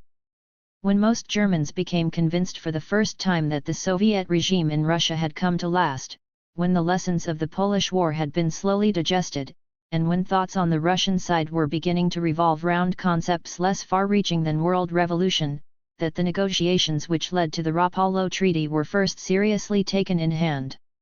They flowed in 3 distinct channels: economic, military, and political. The economic negotiations proceeded more or less openly, the military and political negotiations in profound secret. The economic negotiations started first. Economic relations between Germany and Soviet Russia had never been formally severed since peace was concluded at Brest-Litovsk. As early as April 1918, the Soviet government had established its monopoly of foreign trade, so that all commercial transactions were henceforth conducted with a Soviet department. Trade did not, however, entirely cease. Cresson was in Berlin in the summer of 1918 arranging the shipment of German coal to Russia, and a few cargoes of flax and timber left Petrograd for German or Scandinavian ports. It was the collapse of November 1918 which brought this trickle to a standstill. Throughout 1919 Soviet Russia was completely isolated. After the signature of the Versailles Treaty, the Allied powers even established a blockade of Russia, and in October 1919 invited Germany to participate in it. Germany refused, and in the Reichstag debate which followed, this decision was applauded, with varying degrees of emphasis, by spokesmen of every party from left to right. Though the refusal 50 was put on the characteristic ground that Germany was herself still being subjected to an Allied blockade and that participation presupposed a recognition of equality of rights, it was nonetheless significant that the first occasion since Versailles on which the German government had ventured openly and flatly to reject an Allied demand was on a Russian issue. The refusal made no practical difference, since the possibilities of trade did not exist, and Russian isolation continued even after the formal abandonment of the blockade in January 1920. This was the period when foreign traders hesitated to accept Soviet exports for fear that some expropriated former owner, Russian or foreign, of the consignments offered might be able to establish a title to them in the courts, and when even Soviet gold was not accepted at par value on the bullion markets of the world. German firms in general were unwilling, even if they had possessed the means, to take the first plunge into this speculative market, and throughout 1920 German-Soviet trade barely rose above the zero levels of 1919. This cautious mood dominated German official policy.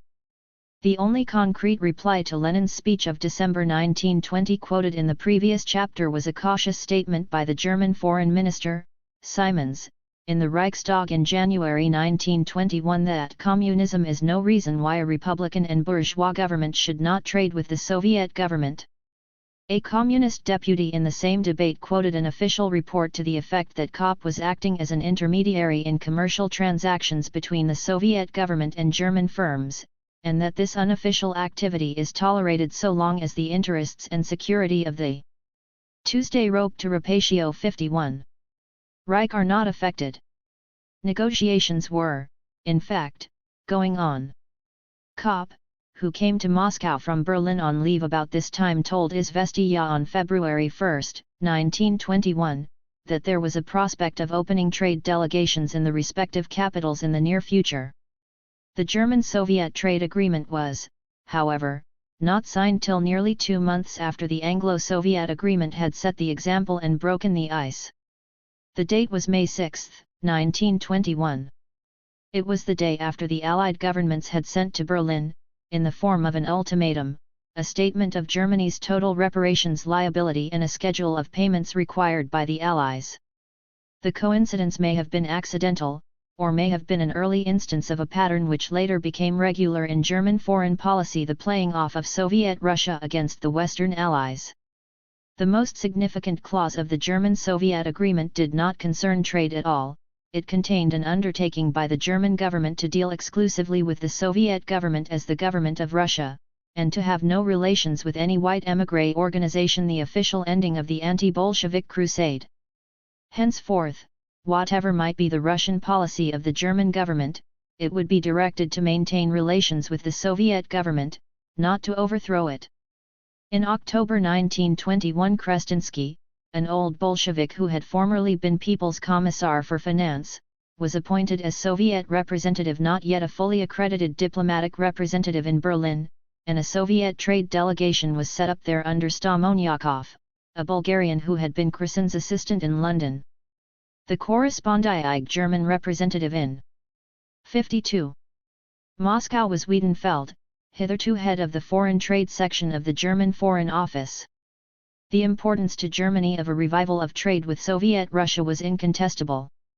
Before 1914, Russia had taken 47% of her total imports from Germany, though this figure represented only 8.7% of German exports.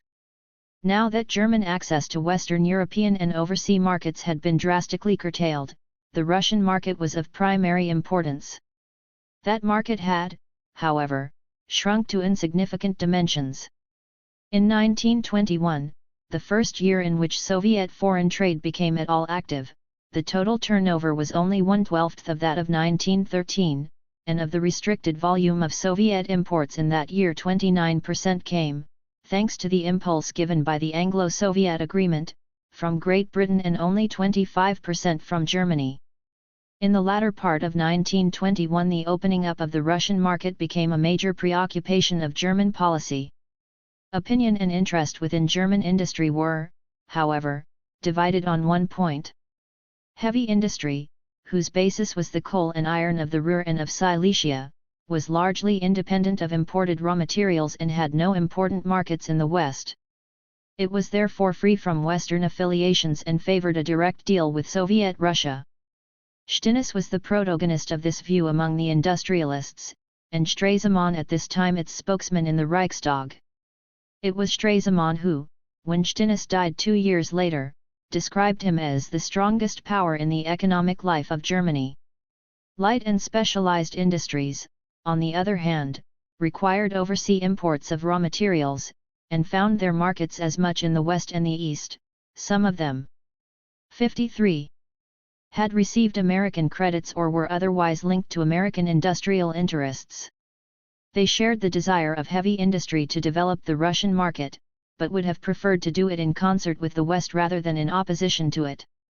This sector of German industry was represented politically by the Democratic Party and by Rathenau, who became Minister of Reconstruction in Wirth's government in May 1921.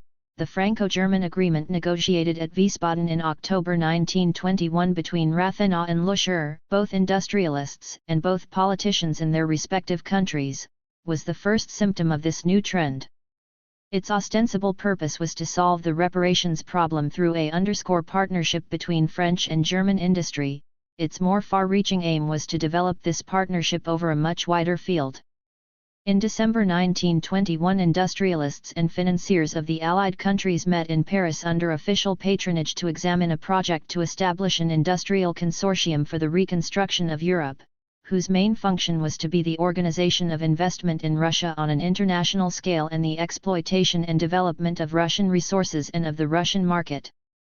Rathenau, now no longer a minister but a reparations delegate, had just visited Lloyd George in London and was in Paris during this meeting, and, though he did not officially participate in it, German cooperation was understood to be an essential part of the scheme. This project was part of the preparation for the Genoa Conference and was blessed by the Allies at the meeting at Caen, which issued invitations to the conference. Rathenau was at Caen ostensibly for discussions about reparations, he concluded. 54. One of his speeches there with a tactful peroration in which he explained that Germany, though without capital to invest, could contribute to the reconstruction of Europe through her familiarity with the technical and economic conditions and practices of the East. These proposals were little to the taste of the Soviet government. Sheikh Haran warned the world at large that Soviet Russia would accept no project which took the form of economic domination, and Lenin declared that any plans for treating Russia as a conquered country were simple nonsense not worth answering. Radek ingeniously explained that the whole scheme was designed to make Russia help to shoulder the burden of German reparations by taking German goods and supplying raw materials in exchange to the Allies, thus Germany would become an industrial colony, and Russia an agrarian colony, of the West. The proposals were regarded with almost equal disfavor by German heavy industry, which wanted direct relations with Soviet Russia without interference from the West. In a debate in the Reichstag in March 1922, the International Consortium proposal was vigorously attacked by Stresemann on behalf of the German People's Party. During the winter of 1921–1922, while Rathenau was feeling his way with the Allies, active negotiations were proceeding between German industrialists and the Soviet authorities both for the development of trade and the granting of concessions. The first German-Soviet mixed companies Die Ruhr for transport, Die Ruhrluft for air traffic, Die Ruhrmetall for trade in scrap metal came into being at this time, all of them involved in one way or another credits from the German concerns. Tuesday rope to Rap Patato 55. Involved. Many large German firms were tempted by the offer of concessions in Soviet Russia. A note from Lenin to the Politburo of January 1922 preserved in the Trotsky archives insists on the importance of concluding a concession agreement with Krupp. Such agreements were especially valuable on the eve of the Genoa Conference, and particularly with German firms. When therefore the idea of an international consortium collapsed at Genoa, these direct negotiations received a further stimulus. Among the first concessions was the grant to Krupp of a large area on the river Menik, a tributary of the Don, as an experimental farm for the demonstration of tractors and agricultural machinery. In December 1922 it was reported to the Foreign Affairs Committee of the Reichstag that concession agreements had been signed with the Stinnes Group and with 20 other German concerns. Comparatively few concessions were in fact granted or taken up. But Soviet trade underwent a considerable expansion, and of an increased volume of Soviet imports the German share rose from 25% in 1921 to 32.7% in 1922. Great Britain being driven back to second place with 18.8%. This high percentage was not maintained in the expanding Soviet market of subsequent years. But 1922 was a year of German-Soviet rapprochement, in the economic sphere as well as in others, and throughout the 1920s it was Russian orders that helped to keep German heavy industry alive. The military negotiations were wrapped in the profoundest secrecy. The German government had to conceal measures of rearmament which were a flagrant contravention of the Versailles Treaty. This was, indeed, the reason. 56. Why Soviet aid was required.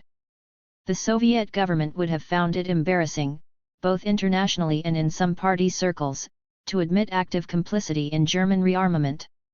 No Soviet writer or historian from that day to this has ever discussed the matter, except that, at the trial of Krestinsky and others in 1938, what was done with the full knowledge of the Politburo and on its instructions to help German rearmament was attributed to a treasonable conspiracy by Trotsky and his associates.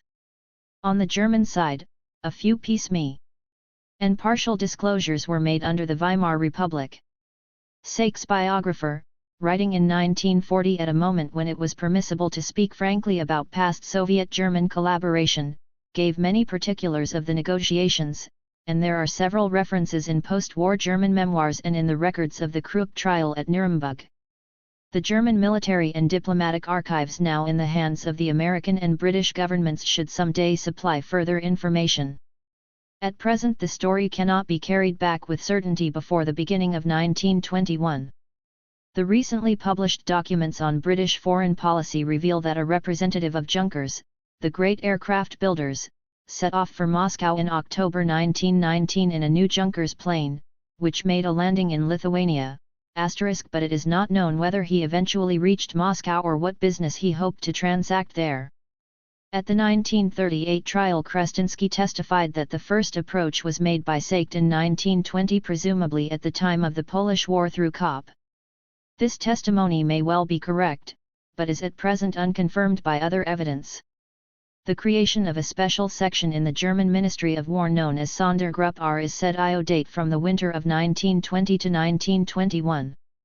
The earliest known document comes from the unpublished Trotsky archives, and it is something of a puzzle why Trotsky did not publish this and other documents from his collection at the time of the 1938 trial. The document is a report of April 7, 1921, from Kopp in Berlin to Trotsky in his capacity as president of the Military Revolutionary Council, with copies to Lenin and Sheikh-Haran. It refers to what we said in Moscow, and describes the state of the negotiations for the establishment of three great German armament firms on Russian soil. The Albatros Werke were to build aeroplanes, Blome and Voss to construct submarines, and Krupp to manufacture shells and munitions in general. The proposal was made to send 5 or 6 German technicians to Moscow to discuss details, and strict secrecy was enjoined. The document contains manuscript minutes by Lenin expressing approval and by Menzinsky, deputy chief of the Cheka, asking to be kept informed in order that security arrangements might be made. The precise course of the negotiations is still difficult to trace. In the last week in May 1921 the British ambassador noticed the presence in Berlin of Krusen, who was having meetings and luncheons and dinners with various German industrials. During the summer of 1921 an exploratory German military mission went to Moscow. 58. Headed by Colonel Oskar von Niedermeyer. Niedermeyer, who liked to be known as the German Lawrence, was engaged during the war on a secret mission in Persia and Afghanistan, stirring up trouble for the British on the frontiers of India. He was now a colonel in the Reichswehr, and later became professor of military geography in the University of Berlin and collaborated in a work on the geography of Soviet Russia which carried a preface by Haushofer, the famous leader of the School of Geopolitics. Other members of the mission were Colonel Schubert, formerly German military attaché in Russia, and Major Tschunk, who had reported to Seicht from Kovna in 1919. First results were inconclusive. On September 10 at a meeting of the Politburo, notes of which are in the Trotsky archives, an unidentified agent, apparently a German, reported hesitations in German business circles and fears lest the bargain, if it should leak out, might prejudice the impending Allied decision on Upper Silesia. The conclusion was to play the Polish card, i.e. to harp on fears of Poland. Lenin observed that the idea of combining military and economic negotiations is correct. The establishment of German arms factories in Russia was to be camouflaged under the heading of concessions. A curious detail which emerges from the record is that Crisson was at this time purchasing munitions for Soviet Russia in the United States. In the same month, Seicht's biographer records the opening of the negotiations in Berlin. They took place for the most part in private apartments, generally in that of Major von Schleicher. The principal Soviet negotiator at this stage was Crisson. The principal German negotiators were General von Haas, who had succeeded Seicht as head of the Truppenamt when Seicht became commander-in-chief of the Reichswehr, General von Thomson, an aeronautical expert, and Niedermeyer. Seicht, in accordance with his habit, remained in the background. In the latter part of 1921 Haas himself visited Moscow at the head of a mission which included an admiral, and is reported to have had discussions with Lebedev, the Soviet chief of staff, on action in the event of a Polish war. It was characteristic of the relations between the Reichswehr and the German government that the latter had been kept in complete ignorance of these delicate negotiations, but Seicht now decided to inform the Chancellor Wirth, who was also Minister of Finance, of what was on foot. It might be necessary to have the support of the civil authorities, and more finance might be required than could conveniently be furnished out of secret military funds. Wirth turned out to be a strong supporter of the Russian alliance, and in a letter written to Krupp nearly 20 years later boasted of the part he had played in secret German rearmament. It was about this time that a bogus company known as GEFU was founded as a cover for German firms engaged in these transactions.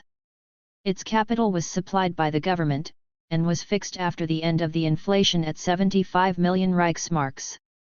The crucial point of the discussions evidently came early in 1922. On February 7, 1922, the diary of Seicht's adjutant, von Selchow, records a secret visit of high Russian officers to the Truppenamt. On February 12, according 60 to Haas's diary, Radek at his insistent request had a personal meeting with Seicht, apparently the first. He asked for German help in rebuilding Russia's armament industries and in the training of Soviet officers, and complained of the closeness of German relations with the West, especially with Great Britain, to which Seicht replied that Germany needed to flirt with Britain as a counterweight to France. The Soviet negotiators in these talks are said to have held out the hope that Soviet Russia, if equipped with German aid, would make war on Poland in the spring. But, if so, this can hardly have represented a serious intention of the Soviet government. The negotiators were merely applying the agent's injunction to play the Polish card. A letter from Seicht to Haas of May 1922 shows clearly that no agreement on military action had been reached, though Seicht ardently desired such an agreement and hoped that the enemy would believe that it already existed. The first German officers and engineers appear to have gone to Soviet Russia early in 1922, and, after the signature of the Rapallo Treaty in April, events moved still more quickly. Krestinsky, the Soviet ambassador, negotiated directly with Haas. In July, a Soviet agent named Rosenblatt, perhaps the same who had reported to the Politburo in Moscow in the previous September, was received by Seicht, and on July 29, 1922, what was described as a preliminary commercial agreement was signed in great secrecy. Its text has apparently not yet come to light. In September 1922, Krysin, who was passing through Smolensk, wrote to his wife, "I am writing this in a small house near the aerodrome which is full of German aviators." Junkers had a factory near Moscow. Shells, and presumably also guns, were manufactured by Krupp in several Russian factories and exported to Germany. A tank factory was established near Kazan with training facilities for German officers. On the other hand, the project for building submarines in Russia seems to have broken down. Nothing further is heard of this, and in 1922 a Dutch company sponsored and financed by the German Ministry of Marine was established at The Hague, and placed orders in Holland, Sweden, Finland, and Spain for submarines which were constructed under the supervision of German naval officers and tested by German crews. Some of these seem to have been built for the Soviet Navy. A Russian chemist has described the prolonged efforts to establish a poison gas factory 30 miles from Samara, using premises which had been designed for that purpose during the war but never completed. But these efforts also ended in failure, partly owing to Russian incompetence, partly owing to the inadequacies of the processes employed by the German firm, Hugo Stolzenberg of Hamburg.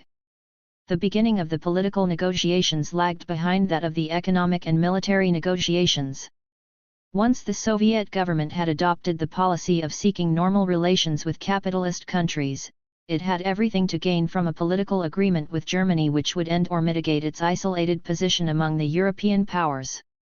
German diplomacy, on the other hand, far more than the German army or German industry, still leaned towards the West, and feared the probable repercussions. 62. Signs on the attitude of the Western powers of any German entanglement in the East. Berendt, at this time head of the Eastern Department of the German Foreign Office, was known as a bitter anti-Bolshevik, and Wiedenfeld in Moscow is said to have been hostile to any further development of relations with the Soviet government. These inhibitions were removed or weakened by the League of Nations decision on the division of Upper Silesia issued on October 12, 1921, which was universally resented in Germany and caused a strong revulsion of feeling against the West. Immediately after this decision, Baron Hugo von Maltzahn, who was connected by marriage with heavy industry and was known as a strong Easterner, was appointed head of the Eastern Department of the Foreign Office. The Times of October 13, 1921, reported from Berlin that the German-Soviet commercial negotiations were intended to pave the way to a political understanding. D'Aubernon was told many years later by Maltzahn that a treaty had been practically agreed to with the Russians as regards wording as early as Christmas. This was certainly untrue, but negotiations may have been begun at this time. It is certain that Radek was in Berlin in January 1922, and Radek, Rakovsky and Krysin in February. In the latter month Radek was reported as having an interview with Rathenau, who on January 31, 1922, had once more joined Wirth's government, this time as Minister for Foreign Affairs. The split in the German Foreign Office between Easterners and Westerners, with Rathenau himself a strong Westerner, seems to have been particularly acute at this time, and few members of the Foreign Office knew exactly what was on. 63. Foot. The rest of the story is clear and has often been told. The Soviet delegation to the Genoa Conference, consisting of Shikharin, Litvinov, Joff, Rakovsky, and Radek, stopped in Berlin on their way to Genoa and pressed for the conclusion of an immediate Soviet-German treaty. Negotiations took place in the German Foreign Office, and a draft text was agreed on all but 2 points of detail. Rathenau, however, still clinging to his hope of an agreement with the Allies, and perceiving, perhaps more clearly than the Russians, that the signature of a German-Soviet treaty would wreck the conference, still held back, and both delegations proceeded to Genoa with the treaty unsigned, with the draft incomplete and with its very existence unsuspected outside the inner circle of the German Foreign Office and the Soviet delegation. When the conference opened, Shikharin cleverly embroiled Lloyd George and Bartho with one another on the issue of disarmament, and entered into private negotiations with the British delegation for a settlement of debts and claims. The German delegation, headed by Wirth, the Chancellor, and by Rathenau, was thoroughly alarmed by these symptoms of Anglo-Soviet amity, and Maltson frightened his colleagues still further by assuring them that one of the baits offered to the Soviet government was a revival of Russian reparations claims against Germany, which had explicitly been kept open in the Versailles Treaty. The assertion was untrue, but had its effect. The German delegation was in a depressed state of mind when at 1 a.m. on the morning of Easter Sunday, April 16, 1922, Joffre telephoned to them to propose a meeting later in the day at the neighboring resort of Rapallo to complete the unfinished treaty. Rathenau's biographer has described how the principal members of the delegation assembled in their pajamas in Rathenau's bedroom, and debated the question to go or not to go to Rapallo. Haas, Sachs' representative, in the secret military negotiations, was present at Genoa in the German delegation, but is not known to have participated in this famous bedroom scene. The reluctance of Rathenau was now finally overborne by Wirth and Maltson. Next morning, after two perfunctory attempts to telephone to Lloyd George's advisor on Russian questions, E.F. Wise, who on the first occasion was still in bed and on the second had left for a picnic, the Soviet invitation was accepted. The day was spent in filling up the gaps in the draft, and at 5 o'clock the Treaty of Rapallo was signed. The fact of signature was more important than the formal contents of the treaty. It provided for a resumption of full diplomatic and consular relations. Germany waived all claims against Soviet Russia on account of nationalized German enterprises on the condition that the government of the RSFSR does not meet analogous claims of other states. The economic clauses were so drafted as to preclude participation of Germany in any international consortium formed to deal jointly with Russia. This was the main purpose of the agreement on the Soviet side. The conclusion of the treaty disrupted the tottering framework of the Genoa Conference. After vain attempts to save something from the wreck, it broke up without registering any result. The anger with which the Rapallo Treaty was received by the Allies was a key to its importance. Hitherto the Allies had been able to deal with 65. Germany and Soviet Russia separately. The ideological barrier had prevented them from making common cause in self-defense. Now the two outcasts from the Versailles system had joined hands. The effect on the diplomatic map of Europe was quite incalculable. Soviet Russia had regained a foothold in the capitalist world with pretensions to resume the rank and status of a great power. The policy of strangling Germany, said Radek at the Fourth Congress of Comintern in November 1922, implied in fact the destruction of Russia as a great power, for, no matter how Russia is governed, it is always to her interest that Germany should exist. A Russia weakened to the utmost by the war could neither have remained a great power nor acquired the economic and technical means for her industrial reconstruction, unless she had in the existence of Germany a counterweight to the preponderance of the Allies. It was a striking change when Soviet spokesmen began to invoke the eternal interests of Russia and to use the traditional arguments of diplomacy. The German government was less confident in what it had done. A rumor went the rounds, and was widely believed, that Rathenau, frightened by the indignation of the Western powers, had proposed to the Soviet delegation to cancel the treaty. The Westerners in the Foreign Office were shocked and, in their relations with the Western powers, defensively apologetic.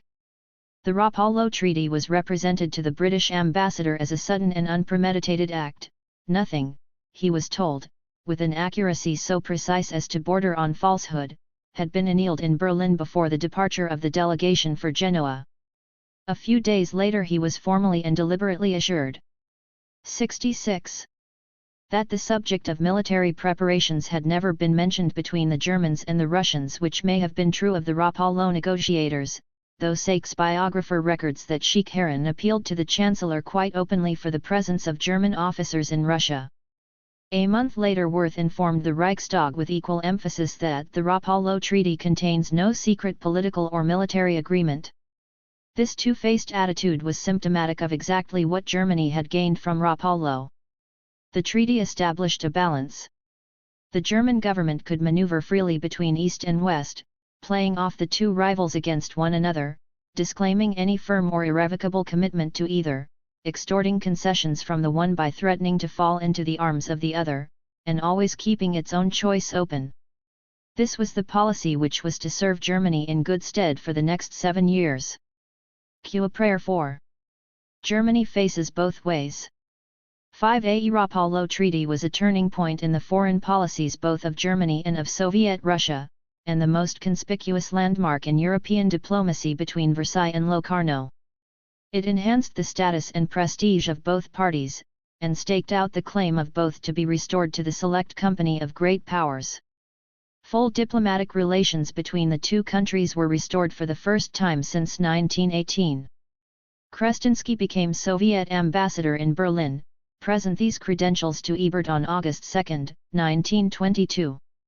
Proctor Francois, who went to Moscow as German ambassador 3 months later, was a striking personality.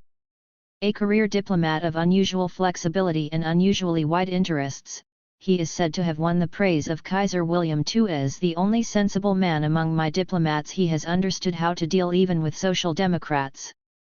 To this skill and foresight he owed his appointment as Minister of Foreign Affairs by Ebert in February 1919. At Versailles he made a dramatic and violent protest against the peace terms presented to the German delegation, returned to Berlin and resigned office.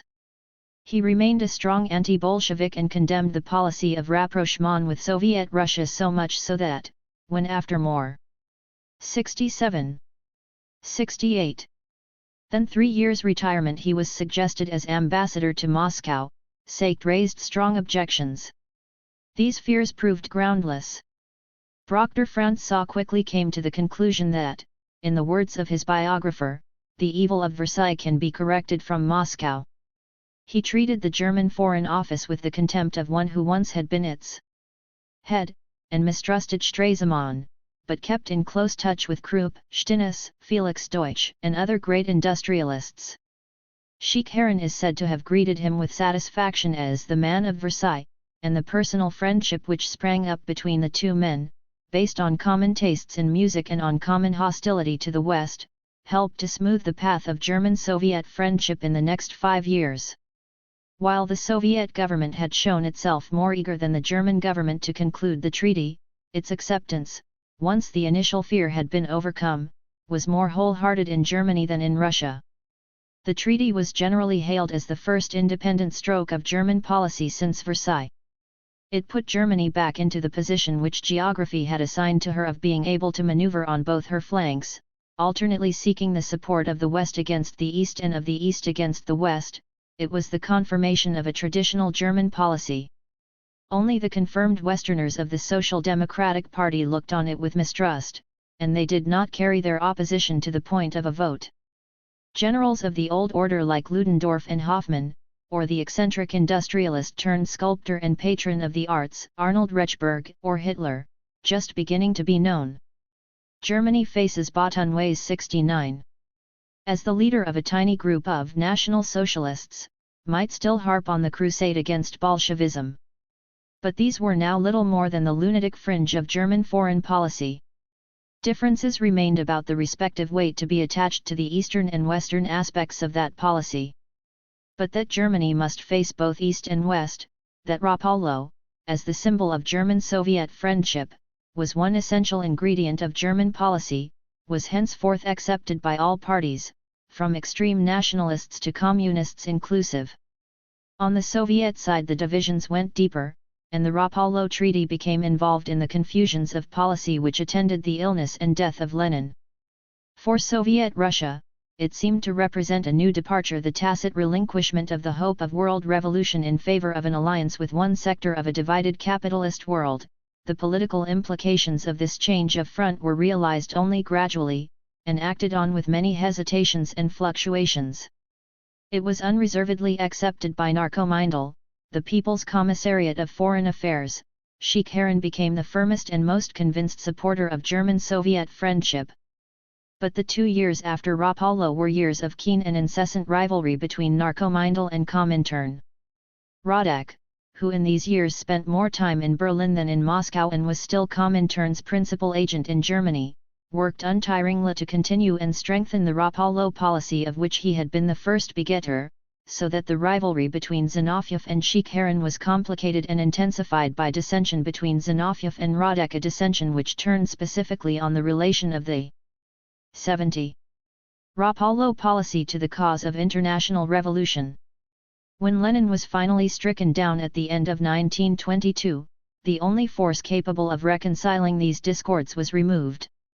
In 1922 and 1923 the influence of Zinoviev and Comintern, though no longer standing where it did in the first 3 years of the revolution, was still far from negligible. The policy of socialism in one country was not heard of before 1924. The events of 1923 dramatically illustrated what Rapallo did, and did not, mean.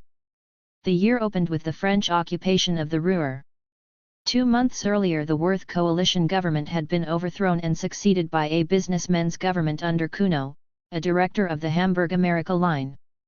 Cuno and Seicht were personal friends, and the new regime represented the alliance between industry and the Reichswehr in its most naked form. Intimidated by the French display of force in the Ruhr, the German government declared a policy of passive resistance. Any direct appeal to German-Soviet solidarity would have been a red rag to the French, and was not attempted.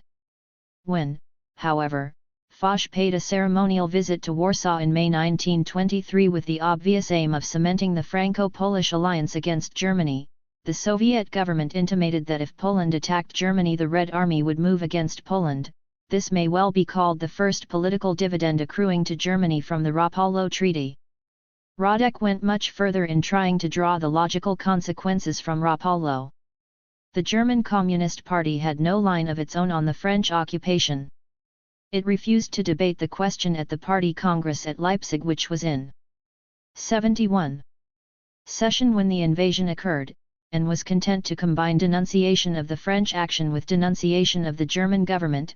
Beat Poincaré on the Ruhr and Cuno on the Spree was the headline of the Rote Fahne on January 23, 1923. But Radek perceived the difficulty of reconciling Rapallo with a purely negative attitude on the part of the German party and of Comintern. True to the ideas first adumbrated by some of his visitors in the Moabit prison in 1919, he now sought to bring about an alliance between the German Communists and the German nationalists of the extreme right in support of a policy of active opposition to France. A young nationalist adventurer named Schlageter, a former member of the Free Corps, was executed by the French early in 1923 for attempted sabotage in the occupied territory, and became a hero of the German nationalists. The new policy came to be known as the Schlageter line. In Germany, communists appeared on the same platforms with nationalists to denounce France and the Western powers. At the session of the Executive Committee of Comintern in Moscow in June 1923, Radek delivered an emotional eulogy of this young adventurer and pleaded for an alliance with the German nationalists engaged in the fight against Allied imperialism.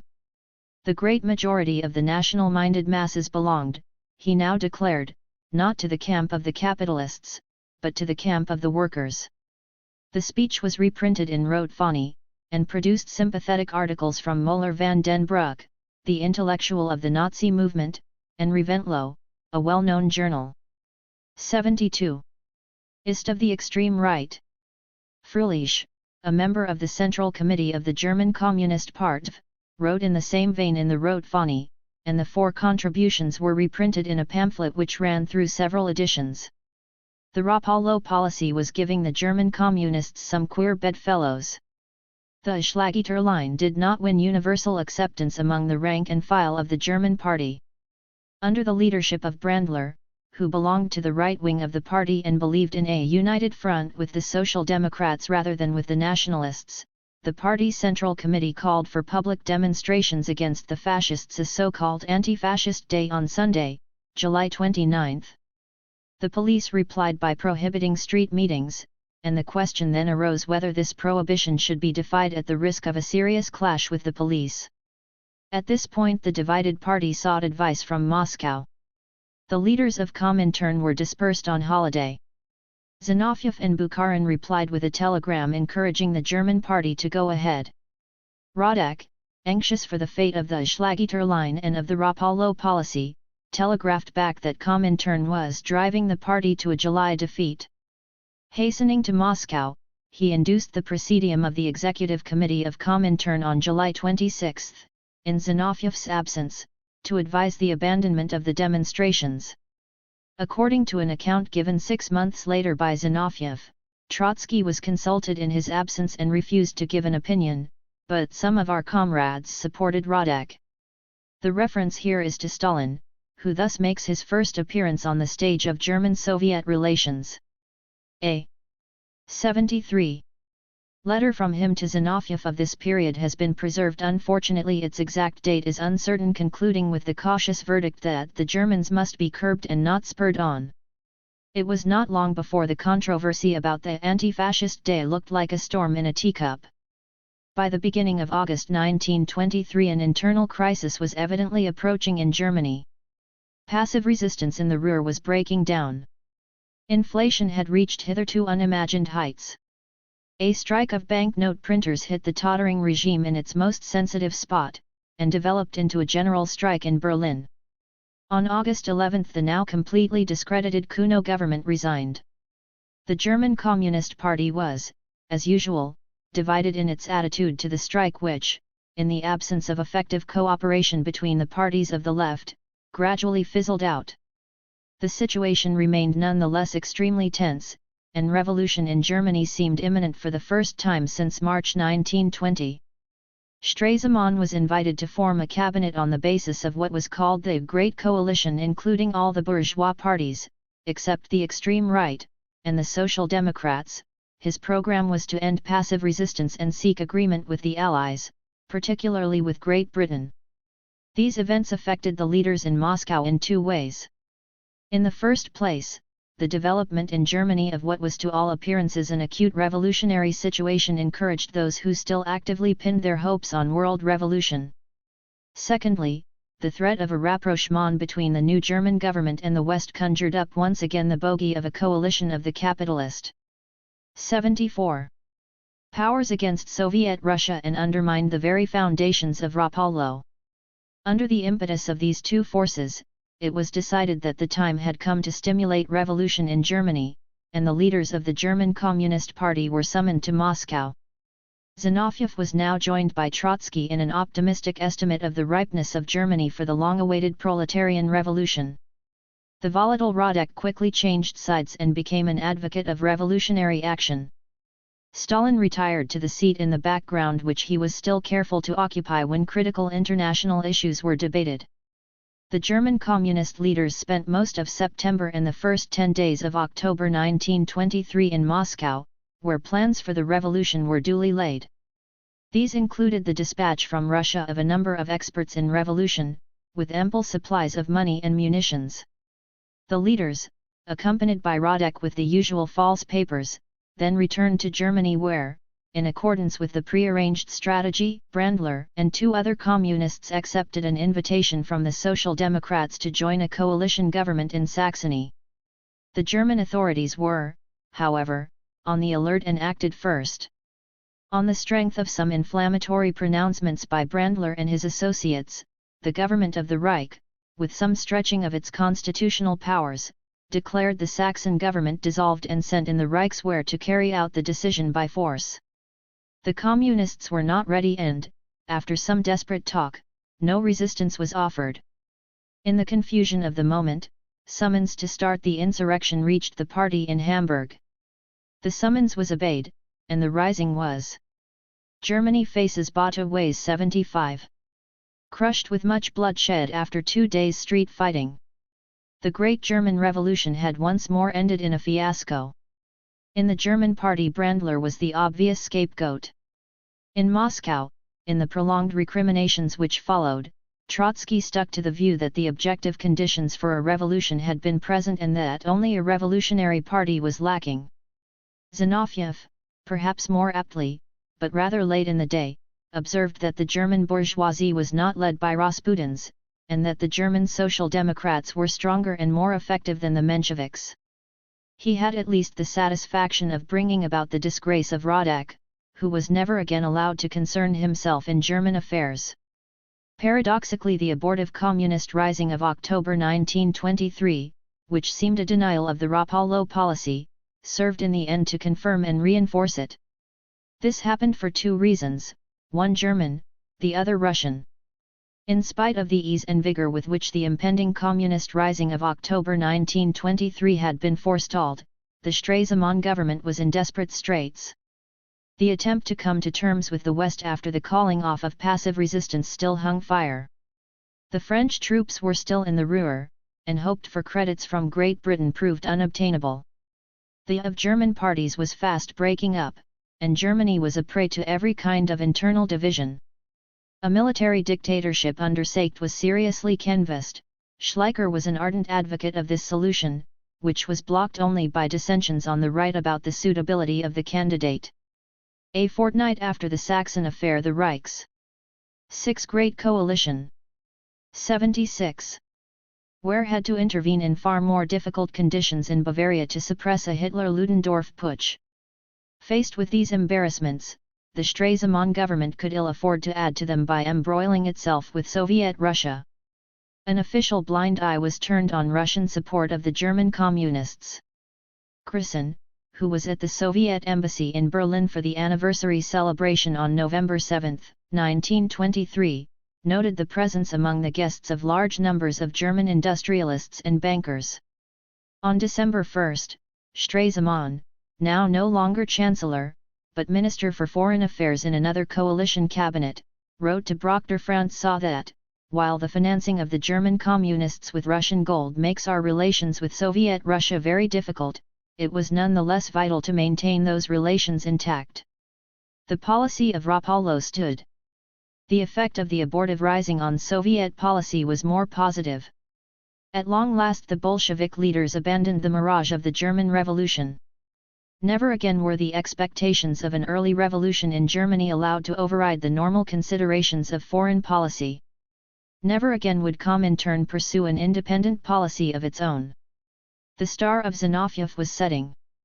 The repeated failure of the German Revolution, so damaging to the assumptions originally made by Lenin and all the Bolshevik leaders, was the most powerful single cause of the change of front inaugurated by Stalin in 1924 under the slogan of Socialism in One Country. Into this new pattern of Soviet policy the Rapallo Treaty fitted far more easily than into the pattern prevailing at the time of its signature. For the next 3 or 4 years it was the undisputed cornerstone of Soviet policy in Europe.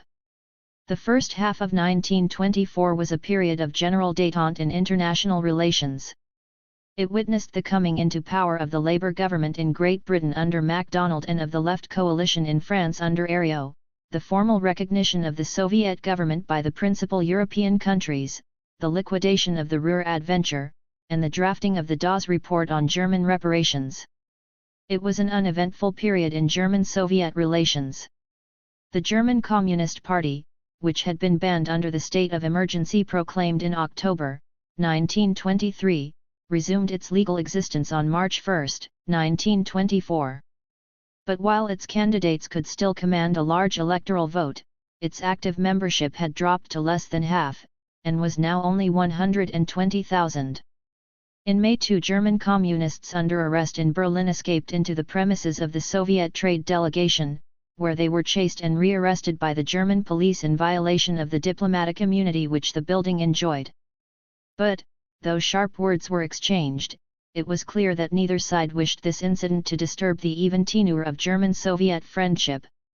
When, however, in August 1924 delegates of the Western powers and Germany met in conference in London and approved the recommendations of the Dawes Report for a large loan to Germany to be raised in Western Europe and in the United States against specific pledges of German assets, when later in the year the issue of the Dawes loan proved a brilliant success, and when in the following year the political consequences were drawn in the famous Locarno Treaty, then German-Soviet relations were once more subjected to fundamental debate. Germany's central and ambivalent position, facing east and facing west, became the crucial point of European diplomacy. The reasons for Germany's dual dependence on East and West and for her resulting dual policy were complex. The initial act of the German government after the armistice in rejecting the 2 trainloads of Soviet gram for the sake of the much greater benefactions which the United States could offer was symbolic of Germany's basic dependence on the West. It was true that this emergency was temporary, and that Germany would have been physically capable of feeding herself and constructing a working economy not dependent on foreign aid. But such a departure would have meant a radical replanning of the whole economy, which could only be effected as the result of a major social revolution, and the attitude of the population after 1918 showed that a majority of the workers were ready to acquiesce in the maintenance of the existing social order, even if they did not actively support it. The capitalist order in the form in which it existed in Germany, with industry and the army in the saddle, was, however, already threatened with bankruptcy before 1914. The First World War was a gambler's throw to make it once more viable by acquiring fresh regions of the world to exploit and develop.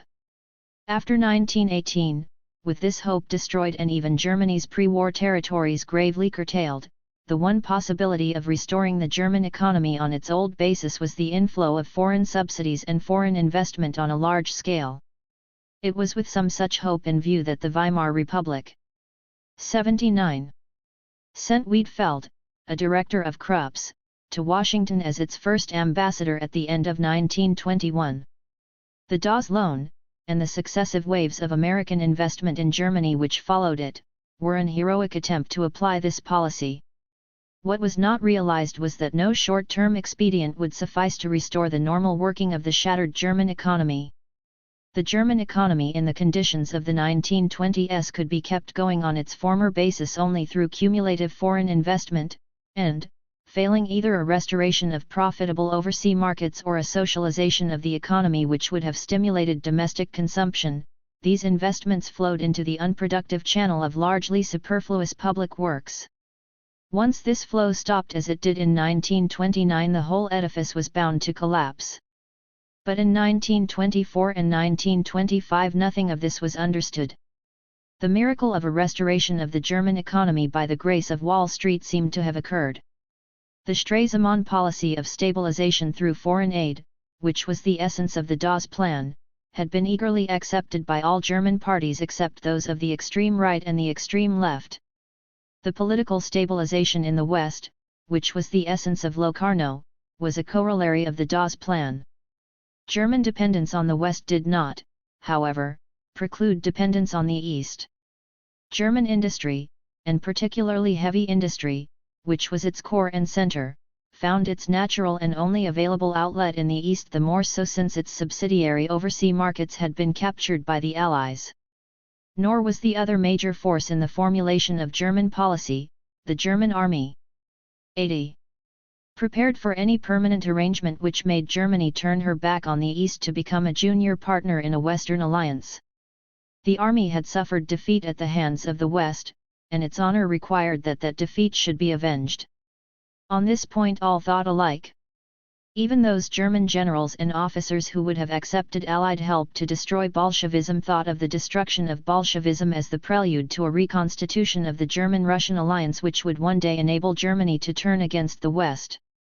The cautious Seicht, who so rigorously discouraged any kind of military adventure, in 1919 described war against the West in alliance with the East as a firm necessity for me and my outlook for a distant future.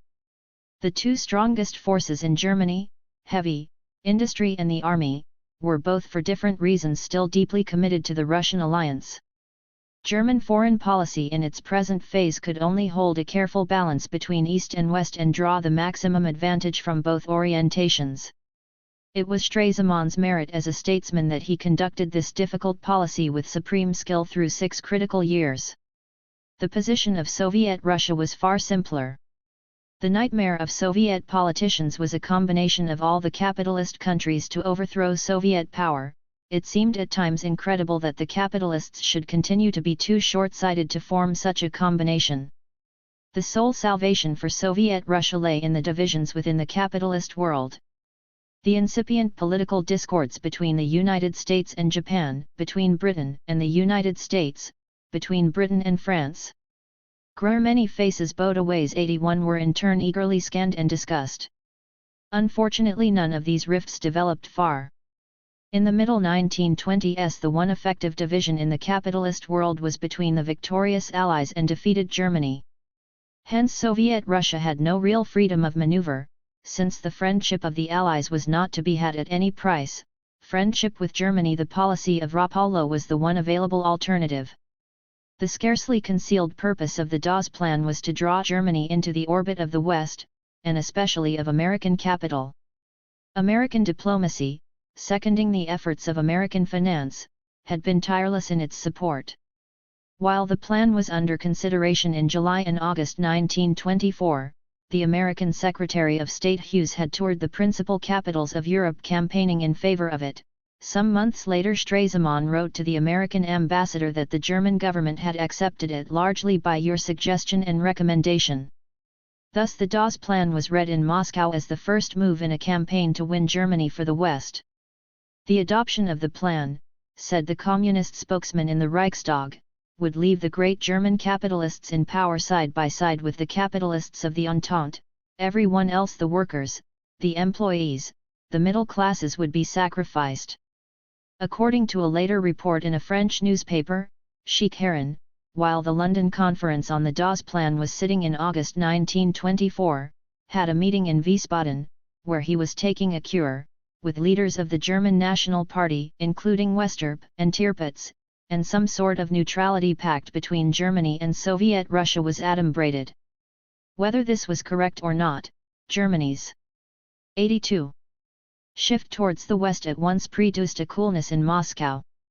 In October 1924, Sheikh Haran, speaking in the All-Union Executive Committee in Moscow, declared that the Dawes Plan had deprived Germany of her freedom of action, and Stalin denounced it in Pravda as meaning the financial enslavement of Germany by the West. Negotiations for a commercial treaty which had been in progress between Moscow and Berlin in a desultory fashion for more than a year visibly languished. The German Communist Party, which had secured 3,700,000 votes in the Reichstag election of May 1924, polled only 2,700,000 in the election of December. Not only the German government, but the German people, seemed to be turning from east to west, and the Soviet leaders were haunted by the constant fear that Germany might break away from the Rapallo line, leaving Soviet Russia isolated and helpless. It was not recognized that German-Soviet friendship was in fact as indispensable to Germany as to Soviet Russia, and that one partner had as much, and as little, freedom of maneuver, as the other. The situation was not so dangerous for the Soviet government as it seemed. The battle for Germany was fought out in a more acute form in the following year on the issue of Locarno and the entry of Germany into the League of Nations. During the London Conference on the Dawes Plan in August 1924, unofficial talks took place on the possibility of Germany joining the League, and in September the German government sought information from the principal Allied powers about the conditions of admission. This action produced anxious inquiries from the Soviet embassy in Berlin. By accident or design, a letter was published from Sheikh Haran to a friend in Berlin in which Germany's design to join the League was described as likely to come into collision with the Rapallo policy. Stresemann began the balancing game which he pursued with consummate dexterity for the next 18 months. He explained to Sheikh Haran that the point on which Germany's discussions with the League powers turned was precisely the question of Russia. As an unarmed country, Germany was not in a position to fulfill any military obligations under the Sanctions Article of the League Covenant and could not expose German territory to the danger of becoming a battleground. On the other hand, Germany's permanent membership of the Council of the League would in effect give her a veto on all action to be taken under the Sanctions Article. The implication was not absent that German membership of the League would in some sense be a safeguard of Soviet interests. These arguments failed to carry conviction, and, when by a German memorandum to the Western Allies of February 9, 1925, the issue was broadened out into a proposal for a security pact with the West, the Soviet objections were confirmed and reinforced. They were unequivocally defined by Sheikh Haran in a speech to the All-Union Congress of Soviets in May. If the policy of the Pact of Guarantee with the Western powers proposed by the German government at the instigation of England should be put into operation, if Germany should enter the League of Nations, then, despite the wish of the German government, it will by the force of things find itself in a position which will make it scarcely possible to continue, at least in the same degree as hitherto, the relations established between us. 84. The Soviet government testified its displeasure in a manner which was afterwards to become familiar by arresting 2 traveling German students on a charge of espionage and accusing a member of the German embassy of having inspired their activities. Proctor Francois tendered his resignation in protest against Germany's threatened abandonment of her ally, and was with difficulty induced by Hindenburg to withdraw it. The idea of corresponding negotiations between Germany and Russia was mooted by supporters of an Eastern orientation in Berlin. Stresemann held back for a somewhat disingenuous reason. He was not against negotiations, but I would not care, he records himself as saying, to conclude a treaty with Russia so long as our political situation in other directions was not cleared up, as I wanted to be able to answer the question whether we had a treaty with Russia in the negative. This attitude was hardly calculated to placate the Soviet government. Litvinov, the Deputy Commissar for Foreign Affairs, was in Berlin in June, and again in September, to protest against Germany's impending turn towards the west. Sheikh Harun made a subtler move. In August he concluded a convention with Poland for the regulation of frontier incidents, a frequent symptom of the endemic friction between the two countries, and, at the end of September, with the Locarno meeting already announced for October 5, he paid a friendly visit to Warsaw, where he was received with much solicitude. Since anything concerning Poland always acted as a barometer in German-Russian relations, the hint was not lost. From Warsaw Sheikh Harun moved on to Berlin. On the 85 evening of September 30 he had a long conversation with Stresemann ranging over the whole field of German-Soviet affairs. On October 1 he was entertained to lunch by the Chancellor, Luther, General von Seeckt being one of the guests. On October 2, it was announced that the German government had at last approved the conclusion of a commercial and consular treaty with Soviet Russia, and on the same evening, having delicately adjusted the balance in advance, Luther, Stresemann, and the German delegation left for Locarno. It is said that Stresemann was still closeted with Sheikh Harun an hour before the departure. The commercial treaty, which was accompanied by a railway convention, a navigation convention and an agreement on taxation, was signed in Moscow on October 12, 1925, 4 days before the initialing of the Locarno Treaty and its subsidiary agreements. With the Locarno agreements was included a letter from the Allied governments to the German government expressing the view that any obligations falling on Germany in virtue of the sanctions article of the League Covenant would always be conditioned by the geographical and other circumstances of her situation. The ratification of the Locarno Treaty was opposed in the Reichstag by the same combination which had stood out against the Dawes Plan, the extreme right, which denounced it as a voluntary endorsement by Germany of the Versailles frontiers, and the Communists, who maintained that it was an attempt of English imperialism to organize Europe as an English front against Soviet Russia. It was carried by 292 votes to 174.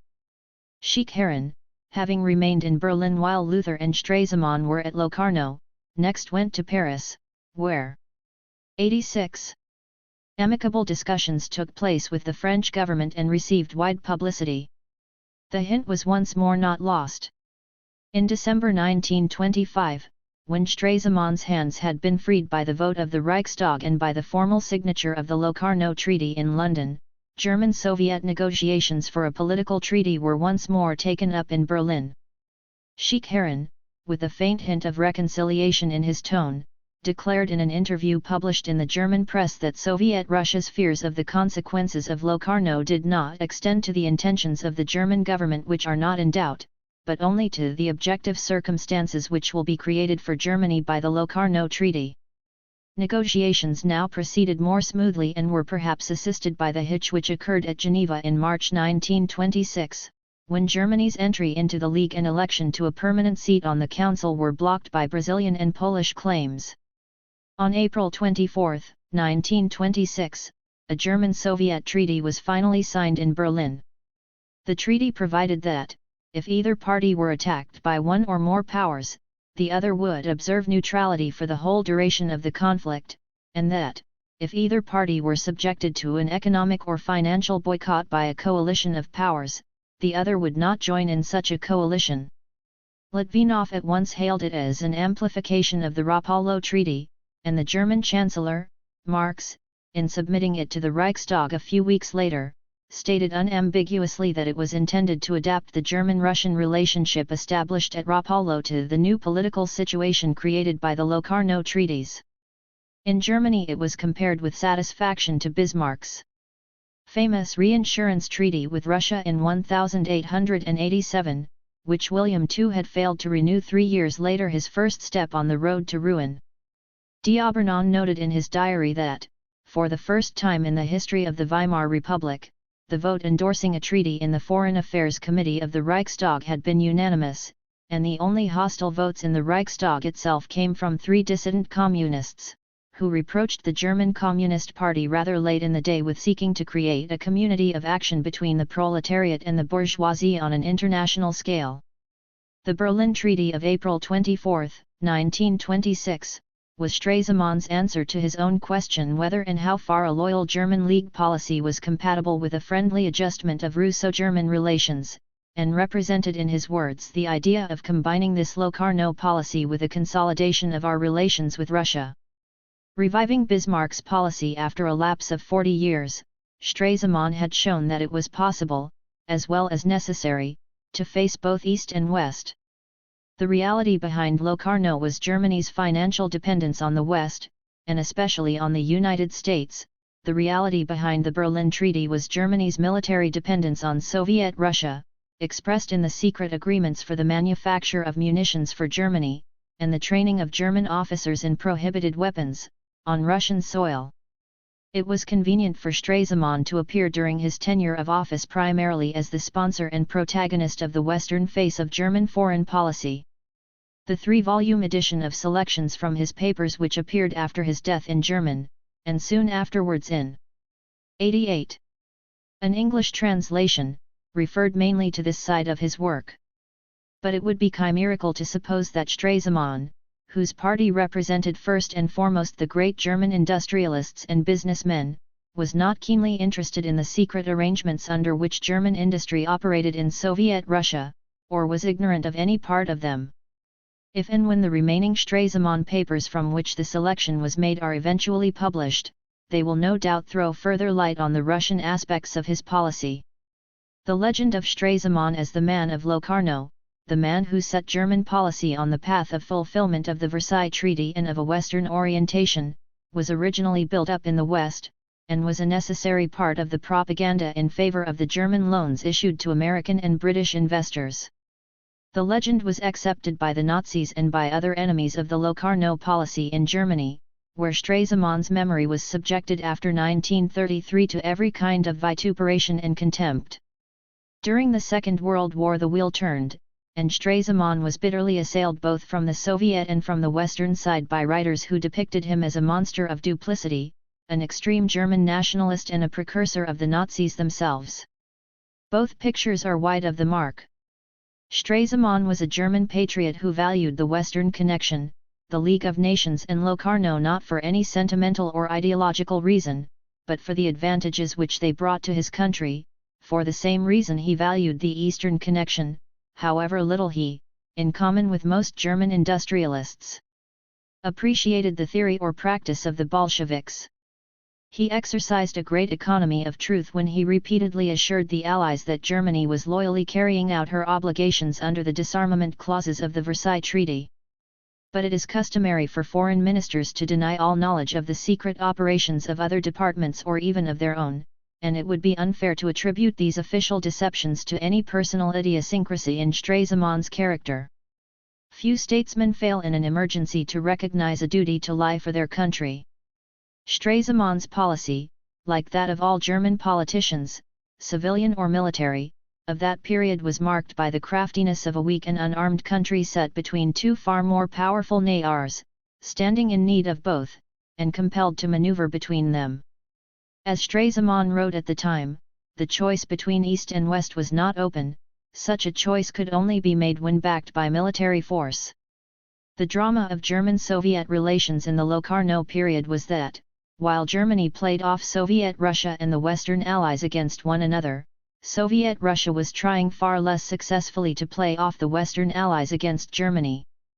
The time would come in the 1930s when Germany could afford to abandon the policy of the balance and make a choice between East and West, and by that time Soviet Russia was also strong enough to make a choice between Germany and the Western Allies. But in the 1920s neither of these conditions was realized. Soviet Russia was bound to Germany by her inability to come to terms with the West. Germany could not dispense with any of the advantages which she received whether from the 90 West or from the East. It is true that Stresemann's achievement lacked any lasting quality. In common with the industrialists and financiers of all countries, including his own, he failed to realize that the foundations of Germany's pre-war economy had been destroyed beyond repair, and he hoped against hope that the structure could be rebuilt on the shifting sands of loans and credits from the West. His service to his country was, however, real. He carried out with superb mastery the policy, essential to the Germany of his day, of facing both ways. Chapter V. The end of Weimar. A Fiesiag year 1926 was the high water mark of German-Soviet relations. The conclusion of the Treaty of April 1926 was followed by the granting to Soviet Russia by the German banks of credits to the total amount of 300 million marks. In June, thanks to the cooperation of the German government, interest on these credits was fixed at 9.4% per annum. In October 1926 a distinguished group of Reichstag deputies visited Moscow. Early in December, when Sheikh Harun again visited Berlin, he remarked to the press on the improvement in German-Soviet relations since his previous visit a year earlier. From this point, however, a slow decline set in which, though its even tenure was interrupted by frequent ups and downs, continued more or less regularly till Hitler brought friendly relations to a full stop some months after his accession to power. The decline in German-Soviet amity had several causes, both general and particular. Both parties after 1926 were beginning to be conscious of their strength and stature in the world. They were no longer the scorned and bewildered outcasts who tremblingly came together at Rapallo. Both could now feel that other connections and other friendships were open to them. On the Soviet side the suspicions roused by the Dawes and Locarno policies had perhaps 91. 92. Never been entirely allayed. A certain desire was felt to show that, if Germany could play off the West against the East, Soviet Russia could also play off the West against Germany. On the German side, the cooling-off process was assisted by a number of minor episodes which made it increasingly difficult for Stresemann to succeed in his balancing feat between East and West. The first of these incidents was the dismissal of Seicht. The excuses for it were trivial, the cause was apparently personal rather than political.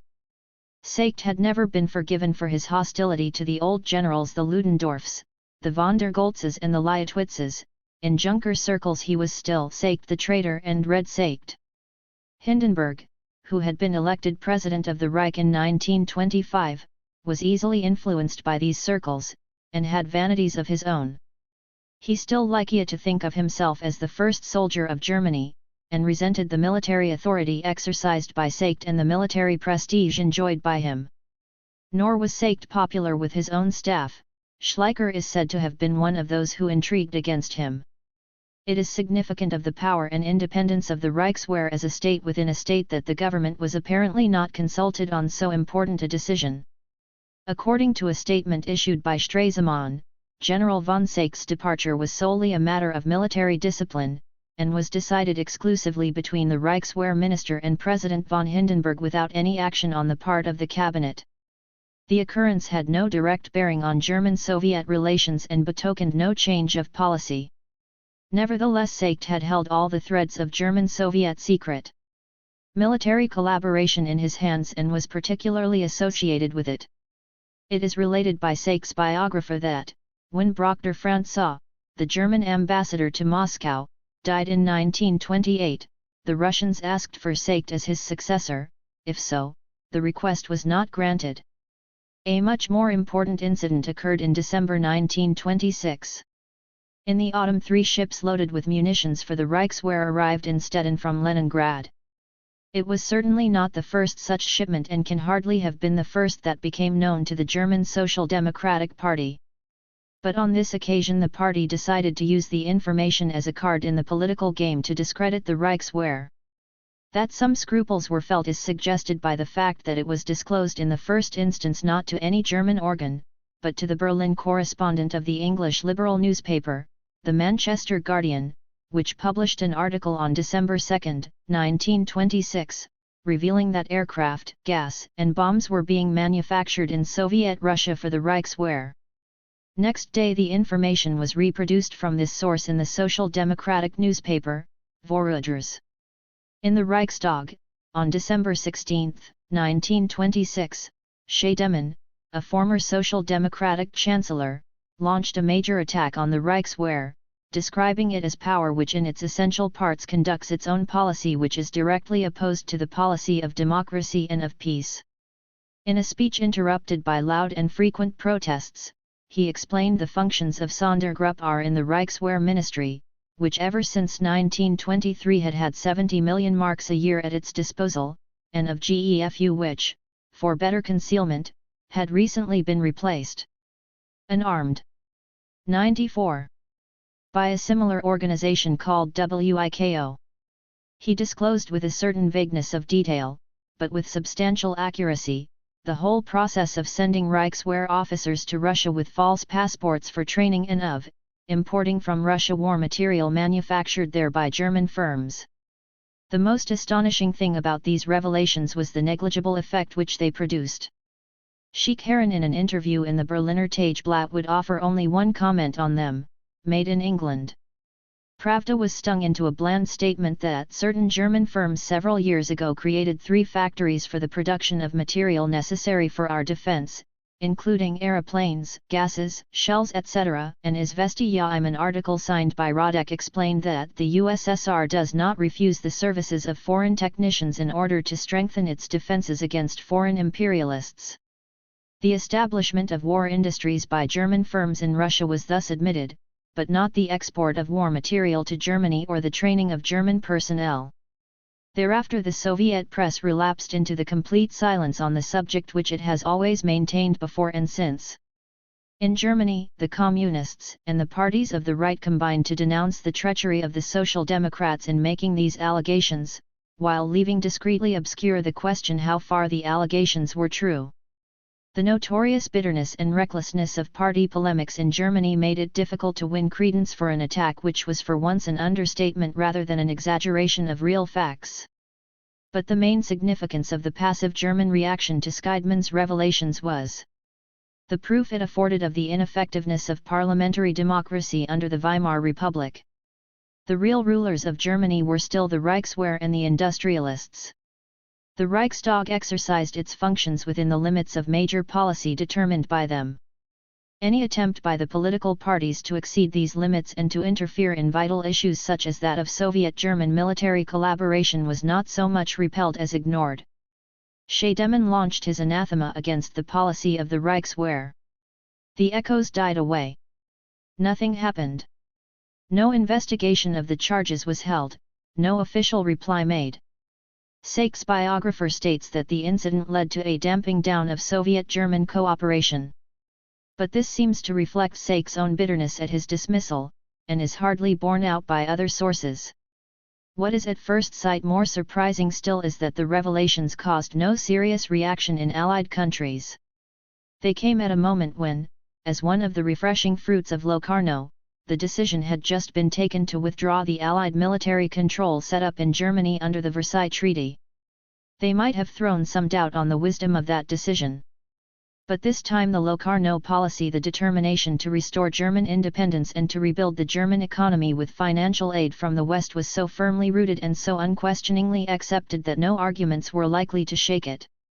The Scheidemann revelations were brushed aside as something that was either too trivial to be noticed or belonged exclusively to the forgotten past. On January 31, 1927, the Allied military control in Germany was wound up and the remaining officers withdrawn. The formal 96 limitations of the Versailles Treaty remained, but the means of enforcing them were abandoned. Germany's military independence was in fact restored. It was this event, rather than Scheidemann's speech, which may have led to a certain damping down in German-Soviet relations.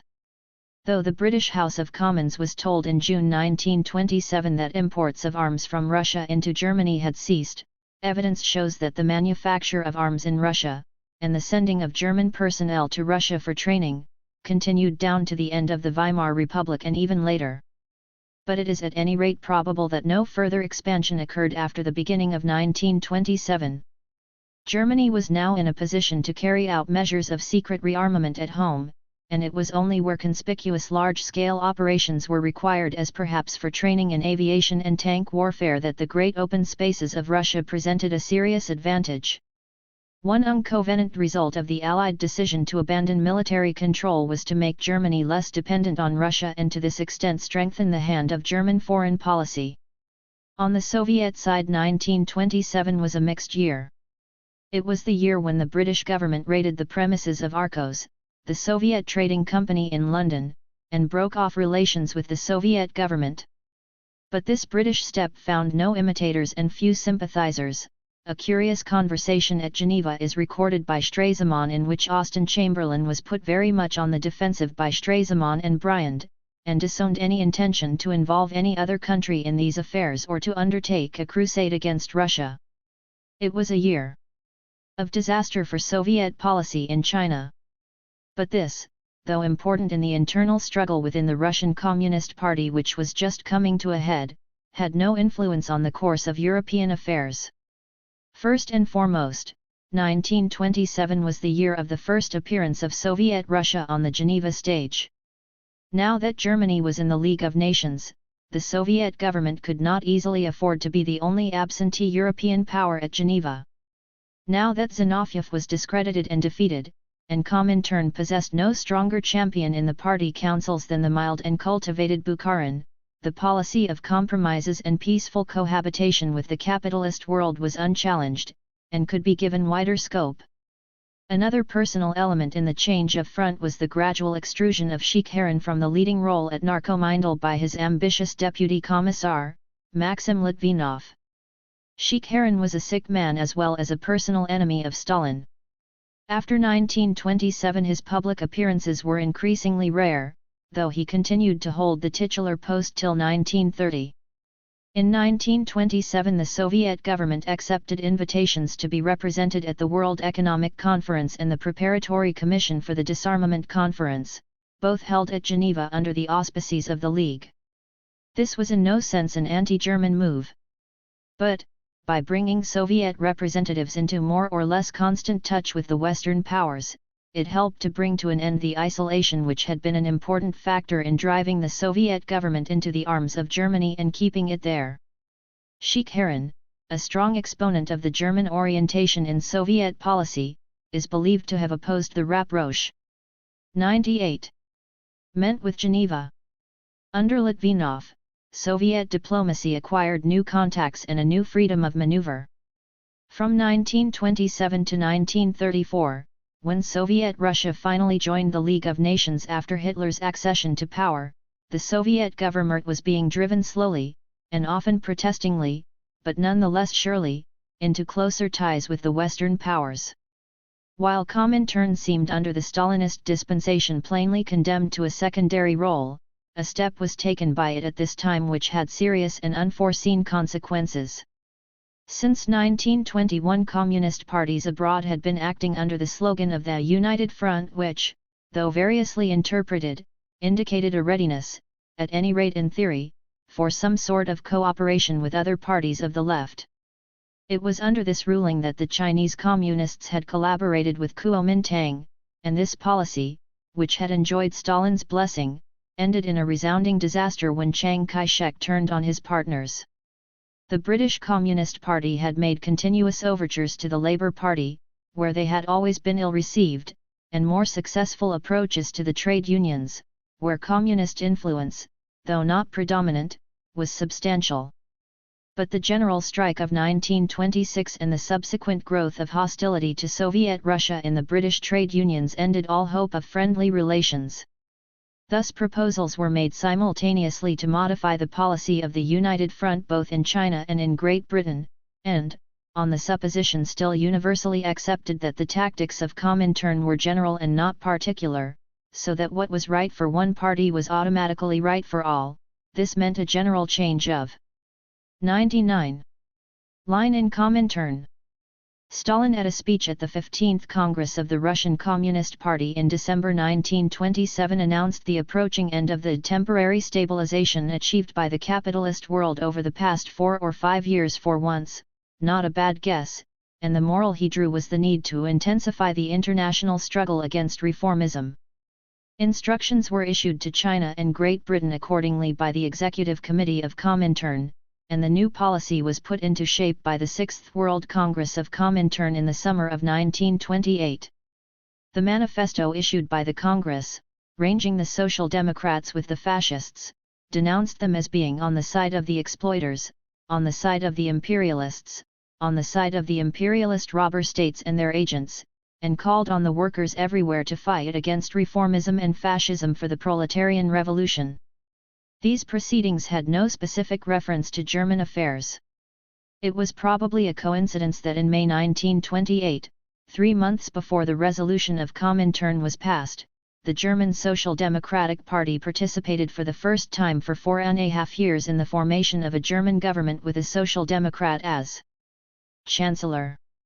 Relations between the German Communists and the German Social Democrats had never been anything but bitter, even in the days when the Communists had been theoretically advocates of a united front.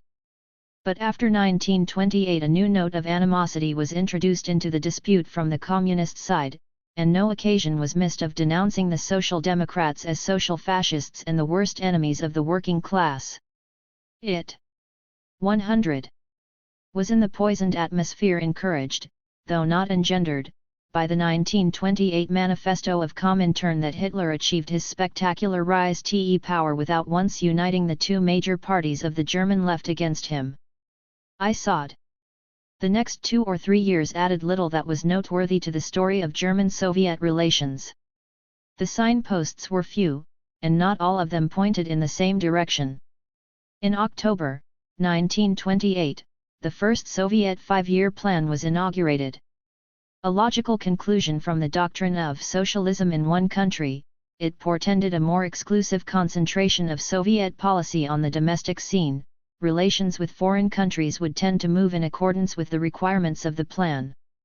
A few months before the plan was introduced, the first of several mass trials on charges of industrial sabotage occurred. The accused were engineers employed in the Donetsk coal mines, and among them were 5 Germans. It was the first time that foreigners had been involved in an important state trial in the Soviet Union, and a great outcry was raised in Germany.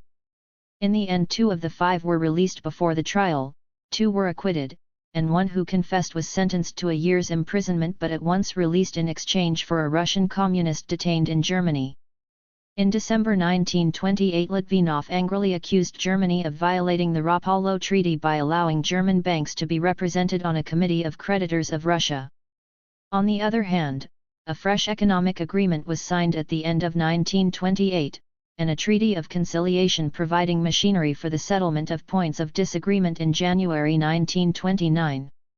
In the Prepara 101 Tory Commission at Geneva, the Soviet delegation not only supported all German pleas for disarmament, but far outbid them, giving great satisfaction to the otherwise isolated German delegation. Here the 2 outcasts still felt themselves outcasts, and the spirit of Rapallo was still alive. But in general the initial enthusiasm and constant preoccupation with the state of mutual relations which had marked the middle 20s were now over. What survived was a marriage of convenience, which was kept up partly out of habit and partly because its advantages to both sides were still just great enough to warrant the effort required to maintain it. Dirksen, the correct and rather colorless diplomat who succeeded the explosive Brockter Franz as German ambassador in Moscow, typified the new spirit of German-Soviet relations. The great economic crisis which first made itself felt in 1930 tended to strengthen the economic ties between the two countries. Germany needed the Soviet Union more than ever as a market for her shrinking exports, and the Soviet Union depended more than anything else on the products of German heavy industry to carry out the policy of industrialization. German-Soviet trade during the period of the Depression declined far less steeply than world trade as a whole. But the impression remains of a slow deterioration of relations punctuated by rather frenzied attempts to pretend that all was well. In the summer of 1930 an elaborate joint statement was given out in Moscow, recording the common desire of the two governments to surmount the difficulties that have arisen in the spirit of the Rapallo Treaty and of other treaties in force between them. About the same time Litvinov, 102, telegraphed his congratulations to the German Foreign Minister Curtius on the Allied evacuation of the Rhineland, and this was perhaps the last occasion of an official Soviet pronouncement on the once popular theme of Germany's liberation from the fetters of Versailles. The year 1931 made it clear that, whatever the state of German-Soviet relations, the Soviet government was looking round for other friends.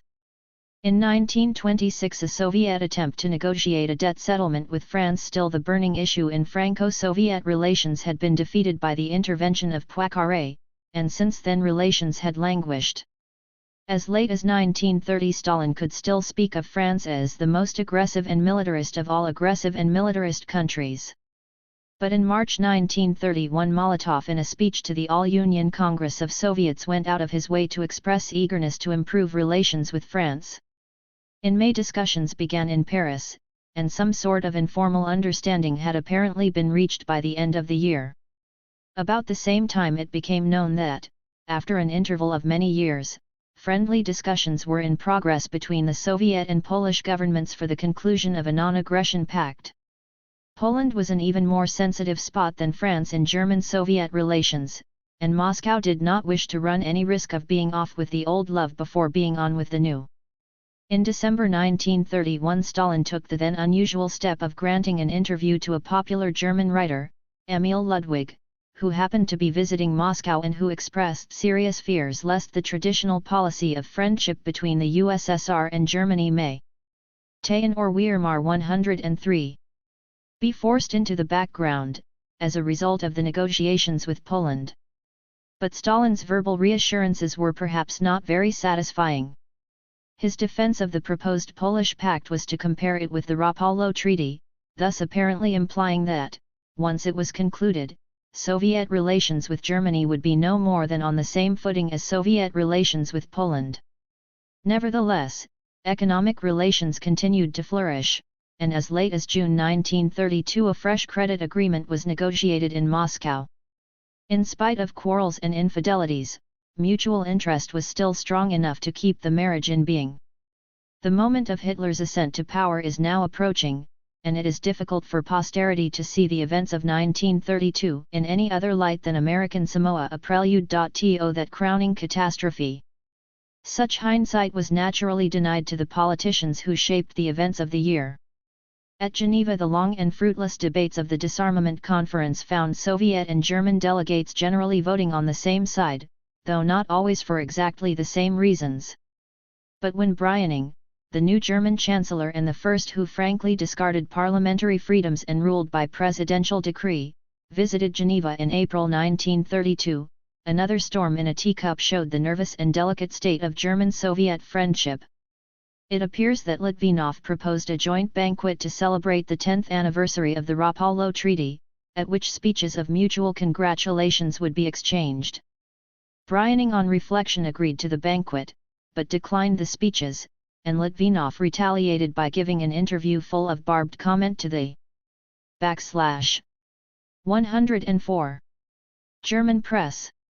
In July an agreement between Germany and the Western Allies for a virtual cancellation of Germany's outstanding reparations debt was reached at Lausanne with the government of von Papen, who had succeeded Brüning as Chancellor.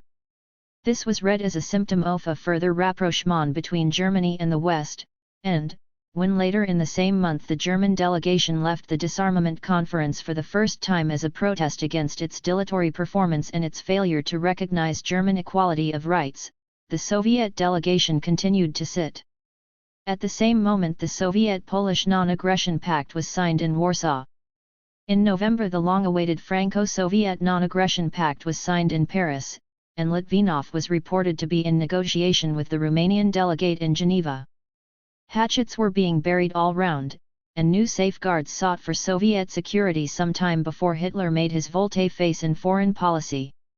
In the last days of 1932, Seykt, retired and embittered, wrote a pamphlet entitled Germany Between East and West, in which he complained that German policy was pushing Russia into the arms of France. This pamphlet contained the remarkable prophecy that, if Germany ignored Russia, she would one day have Poland on the Oder.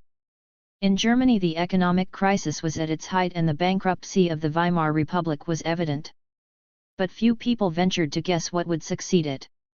It had come as a shock to the world when, at the Reichstag elections of September 1930, Adolf Hitler's hitherto insignificant National Socialist Party won 105 seats. It was a still greater shock when at the elections of July 1932, the In or Weimar 105. It won 230 seats. But what was even more noteworthy was the changing outlook and status of the party.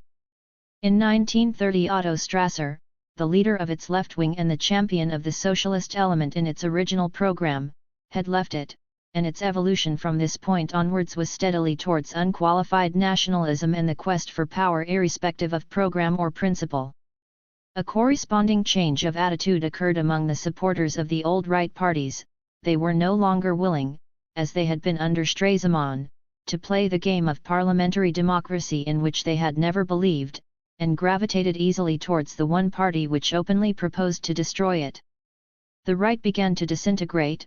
Stresemann's German People's Party in particular, went into a rapid decline after his death in October 1929. It was from these sources and from the unattached non-political petty bourgeoisie, that Hitler drew most of his new recruits. The National Socialist Party lost the hybrid character implied in its title, and became unequivocally a party of the right. A bargain was struck between Hitler and Hugenberg, an industrial magnate and a member of the German National Party, whose position as proprietor of a vast newspaper and film syndicate gave him unique opportunities as a political manipulator, and Hitler began to receive large subsidies from industrial and financial circles. The shape of the coming revolution was defining itself. It was not understood only because Germany and the world were obsessed by the idea that revolutions always come from the left. During this period the other parties were in appearance little affected. The Catholic Centre kept up its vote. Equals 106. Though it was paralyzed by Brüning's ineffectual leadership and exercised no influence on the course of events. The German Social Democratic Party barely held its ground, but even in November 1932 still polled over 7 million votes. The German Communist Party was the only party besides the Nazis to increase its vote. In the four-round half-years between May 1928 and November 1932 the number of its deputies in the Reichstag had almost doubled. In 1928 it polled just over 3 million votes, in July 1932 over 5 million and in November 1932 nearly 6 million, only a million behind the Social Democrats. The highest Nazi vote in 1932 was 13,700,000 in July. In the light of these figures, it has often been said first and most trenchantly by Trotsky that an alliance between the Communists and Social Democrats could have kept Hitler out, and that Moscow, by encouraging the German Communist Party in its intransigent behavior towards the Social Democrats, helped Hitler to power. It is a good debating point. That the two great parties of the German left should have spent their major energies in the year before Hitler's accession to power campaigning against one another is bound to seem both a tragedy and a crime, for which the German Communists, approved and abetted from the headquarters of Comintern, bear the main share of guilt. Some years later, at the 7th Congress of Comintern, they were censured retrospectively for having at this time seen fascism where it did not exist and failed to see it in its grossest form under their eyes. But in the actual conditions in Germany in 1932 the charge of responsibility for Hitler's rise to power is rather unreal. The German Social Democratic Party had long ceased to be. 107. Leave in revolutionary methods, it was the only party which had unreservedly embraced the constitutional democracy of the Weimar Republic.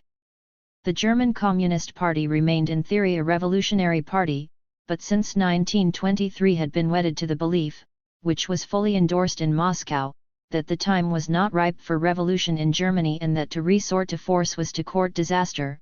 It had become a party of opposition and protest, but not of action, and had prospered as such. The essential fact in the Germany of 1932 was that Hitler intended to use force, if necessary, to overthrow the Weimar Republic, and that no party which was unprepared to use force counted any longer in German politics. Had the German Social Democrats and Communists formed a common front in the country and in the Reichstag, they might have compelled Hitler to apply openly illegal procedures rather earlier than he did. More they would scarcely have achieved by the nonviolent methods to which they were both committed. Nor, even if they had been willing to use force in defense of Weimar, had they any reasonable hopes of success. The supreme arbiter, if it came to fighting, would be the Reichswehr, and experience had shown that the Reichswehr might tolerate violence from the right, but never from the left. Hitler, secure in the support of industry and finance, still moved cautiously so long as he had not received the green light from the Reichswehr. If the left had moved, he would have received it at once. The death agony of Weimar was unduly protracted. It is said, on rather dubious authority, that in the autumn of 1932 a spokesman of the Social Democratic Party visited the Soviet ambassador at Berlin, asked him to SS 108. Promote a rapprochement between the Social Democrats and the Communists, and received a rebuff.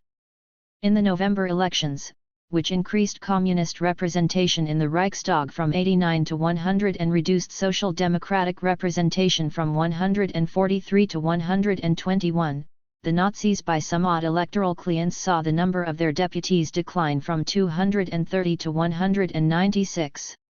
A sigh of relief went round Europe. National Socialism had passed its zenith. A government was formed under General von Schleicher, who at length realized his ambition to play a major role on the political stage. The appointment was calculated to reassure both the German left and Soviet Russia. Schleicher had inherited the Sake tradition. At home he was prepared to maintain the forms of parliamentary democracy and to support measures of social reform, so long as the status and authority of the Reichswehr were not impaired. Abroad he stood uncompromisingly for the Russian alliance. On both grounds he was no friend of the Nazis. His appointment was a tribute to the commanding position of the Reichswehr in the current political crisis. But it soon transpired that Schleicher, who had neither Sake's personality nor prestige, no longer enjoyed the unqualified confidence of the Reichswehr and was unable to face the hostility of the right. In January 1933 Hindenburg broke him, and conferred the chancellorship on Hitler with a coalition government which included Hugenberg. The decision meant that the Reichswehr was behind the new combination and would endorse whatever measures it thought necessary to take. The outstanding consequence of the Nazi revolution in the history of German-Soviet relations was Hitler's reversal. The in or Weimar 109 of the policy of Weimar towards Soviet Russia. As the foregoing narrative has shown, many steps towards this reversal had been taken long before Hitler came into power, and it was not fully carried out till a year after January 1933. It was therefore a far less sudden and dramatic change than it is sometimes made to appear.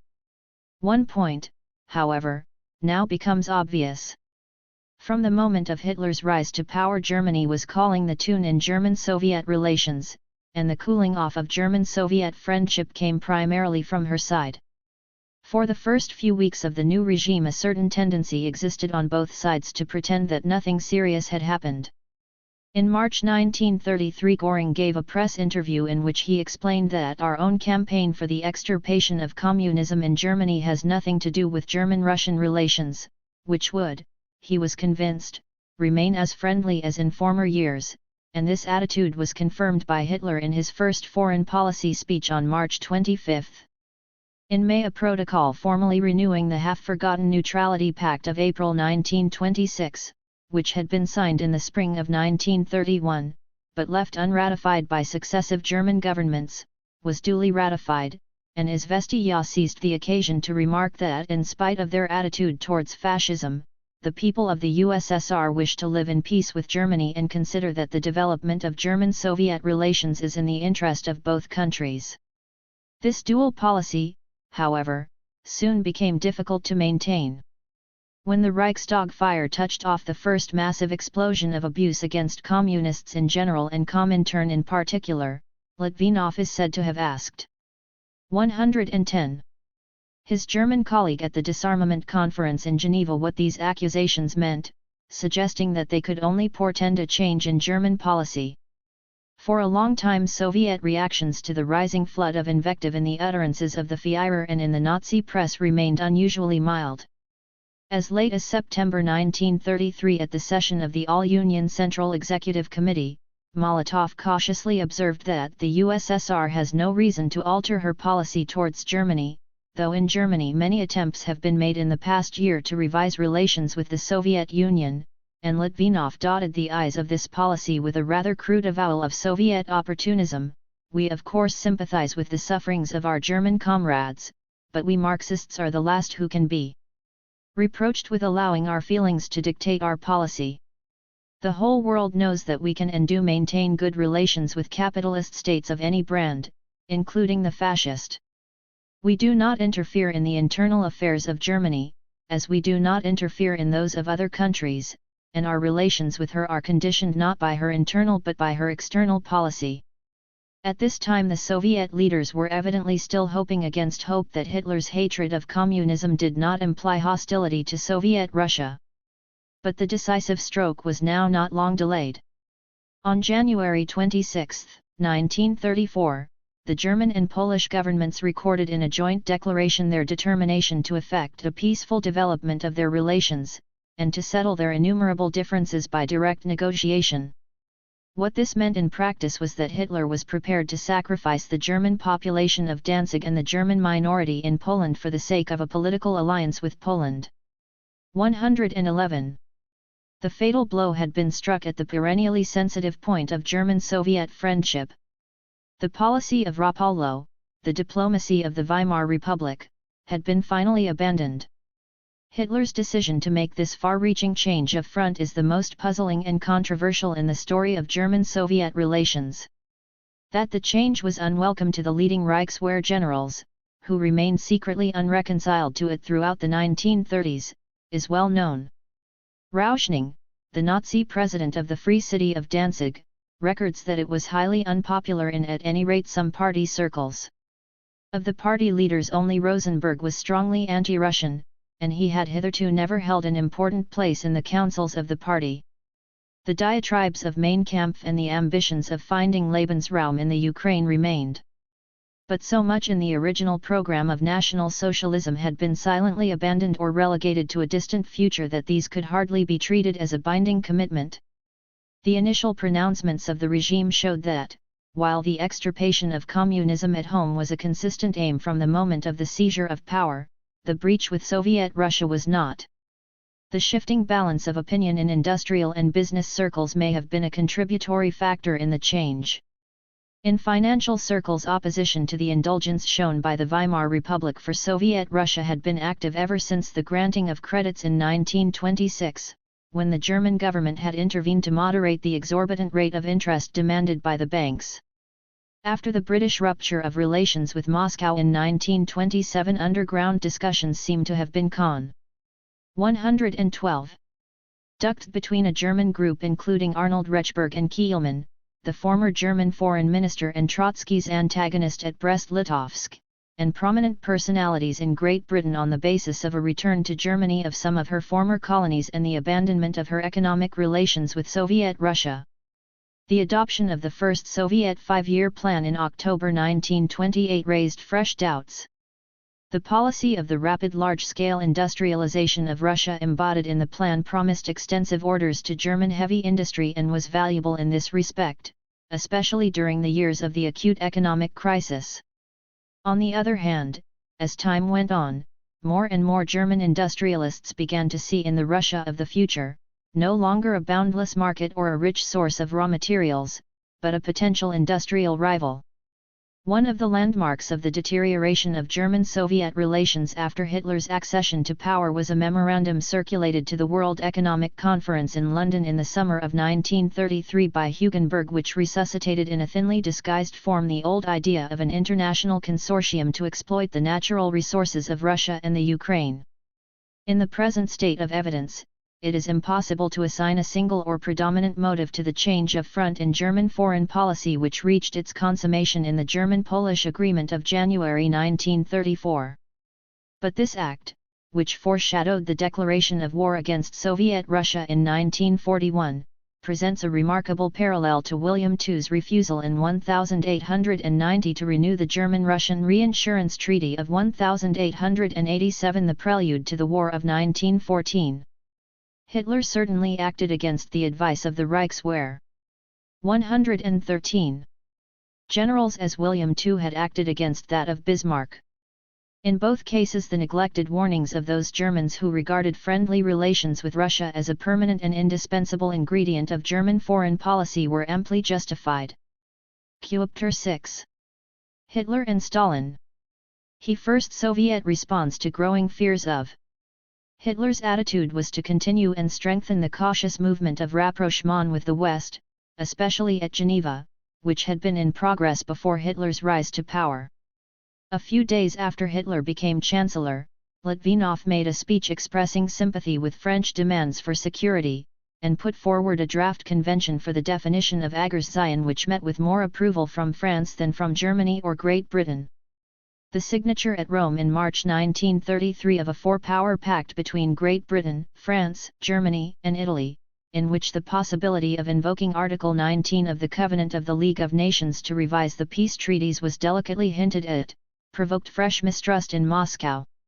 France was known to be an unwilling and hesitant partner in the pact, and French objections were applauded by Soviet spokesmen, who were once more haunted by the vision of a Western European combination potentially directed against Soviet Russia. The tone of the Soviet press underwent a slow and at first barely perceptible change.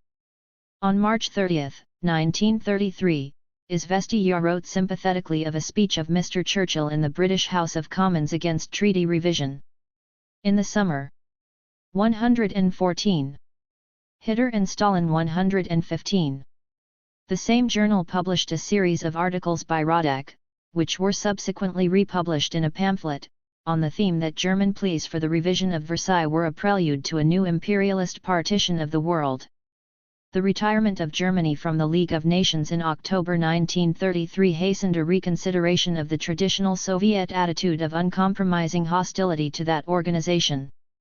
On December 25, 1933, Stalin made a sensation by admitting in an interview given to an American correspondent, that the League might in certain cases act as a brake on the drift to war, and that Soviet reactions to it were not in all circumstances unconditionally hostile. This was the situation when Hitler, in January 1934, aimed at German-Soviet friendship the final and fatal blow of the German-Polish Agreement. From this point German-Soviet relations became on both sides openly unfriendly. A Soviet proposal for a Soviet-German pact guaranteeing the independence of the Baltic states was rejected in no uncertain terms when Litvinov visited Berlin for the last time in June 1934. And in the same month the recently appointed German ambassador in Moscow, Nadolny, a diplomat long known for his advocacy of an Eastern orientation in German foreign policy, resigned in protest against the new line. In September 1934 Soviet Russia joined the League of Nations and was elected a permanent member of the Council. During the next 4 years, Soviet Russia, regularly represented at Geneva by Litvinov, became the most active and loyal supporter of the League, loudly condemning every infringement of the sanctity of treaties, and demanding on all occasions the most rigorous application of the terms of the 116 Covenant and of sanctions against defaulters. Collective security and the indivisibility of war became the most popular themes of Soviet diplomacy and propaganda. It was also necessary to gear the activities of Comintern in with the new line. No World Congress had been held since 1928, when the doctrine of the United Front had been abandoned and Social Democrats denounced as social fascists. As late as December 1933, the Executive Committee of Comintern was hurling its anathemas against France, and at the Russian Party Congress of February 1934 Manuelsky, reporting on the work of Comintern, reflected with satisfaction on the isolation of Germany who no longer had any friends. A year later this confident mood had completely changed. Fear followed self-congratulation. The cooperation of Social Democrats of France and other countries was now urgently required. Hitler's announcement of what he called the restoration of German sovereignty and unlimited rearmament came in March 1935. It was followed at the beginning of May by the conclusion of a Franco-Soviet Pact of Mutual Assistance, and 2 weeks later by a similar pact between Soviet Russia and Czechoslovakia, which bound Soviet Russia to come to the assistance of Czechoslovakia in the event of attack, provided France did likewise. After the signature of the Franco-Soviet Pact, a communiqué was issued in which Stalin gave his blessing to French rearmament. This was a signal to French communists to abandon their old hostility to French armaments and to make common cause with other French parties of the left. In July 1935 a Congress of Comintern, the seventh and last, was summoned for the purpose. 117. Of generalizing the new line which had been worked out in France. In face of the towering menace of fascism, declared the main resolution. It is the main and immediate task of the international labor movement in the present phase of history to establish the united fighting front of the working class. The workers of all countries were enjoined to help with all their might and by all means to strengthen the USSR in the fight against the enemies of the USSR. The efforts of communists to carry out this directive were a conspicuous feature of the political landscape in France, in Great Britain and even in the United States during the next few years. The years 1936 and 1937 saw tension between Germany and Soviet Russia at its maximum. Normal relations between the two countries scarcely existed, and the speeches of Hitler and Goebbels in particular reached new heights of frenzy. The German denunciation of Locarno and the remilitarization of the Rhineland was justified on the ground of the Franco-Soviet Pact, which introduces the military power of a mighty empire into the center of Europe by the roundabout way of Czechoslovakia. Having explained that Soviet Russia is the exponent of a revolutionary political and philosophic system organized in the form of a state, Hitler added by way of an afterthought, for purely territorial reasons alone Germany is not in a position to attack Russia, but Russia could at any time bring about a conflict with Germany by the indirect way of her advanced positions. In July 1936 the outbreak of the Spanish Civil War offered fresh scope for the mutual enmity of the two powers. In September at the Assembly of the League of Nations. 118.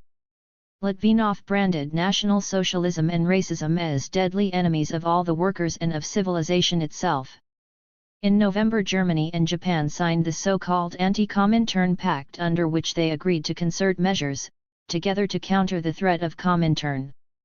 The essence of the pact resided in a secret addendum which equated Soviet Russia with Comintern.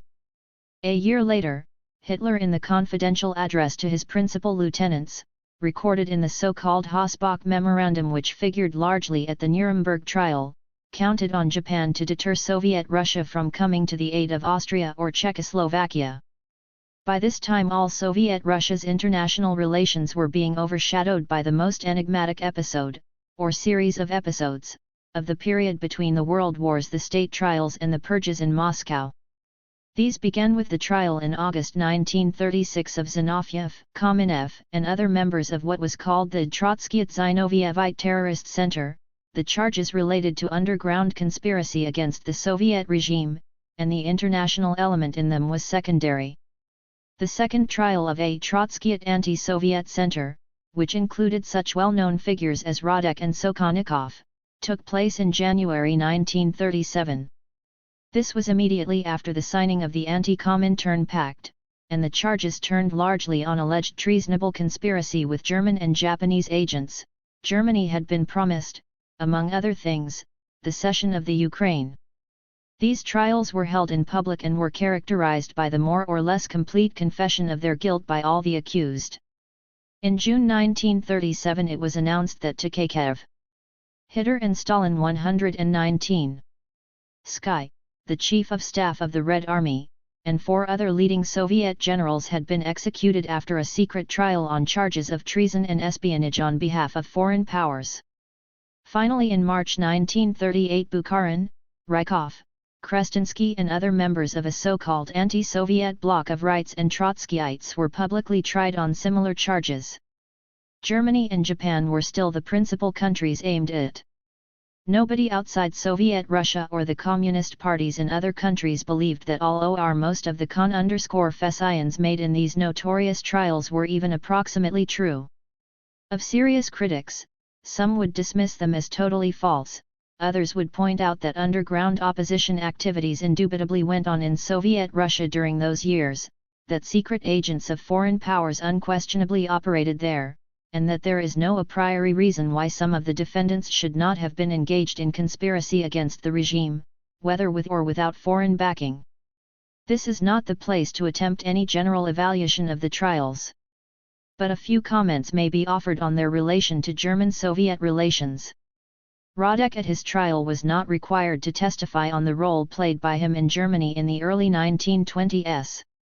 At that time he was acting mainly as the agent of Comintern and of the Russian Communist Party, and neither Comintern nor party affairs were brought into the trials at any point. The charges brought against Radek were confined to the period after 1932 and included none of direct contact with the German government. At the later trial, on the other hand, Krestinsky, as was noted in a previous chapter, was closely examined on the secret. 120. Negotiations with the Reichswehr from 1921 onwards, and the arrangements made as the result of these negotiations were treated as a Trotskyite conspiracy.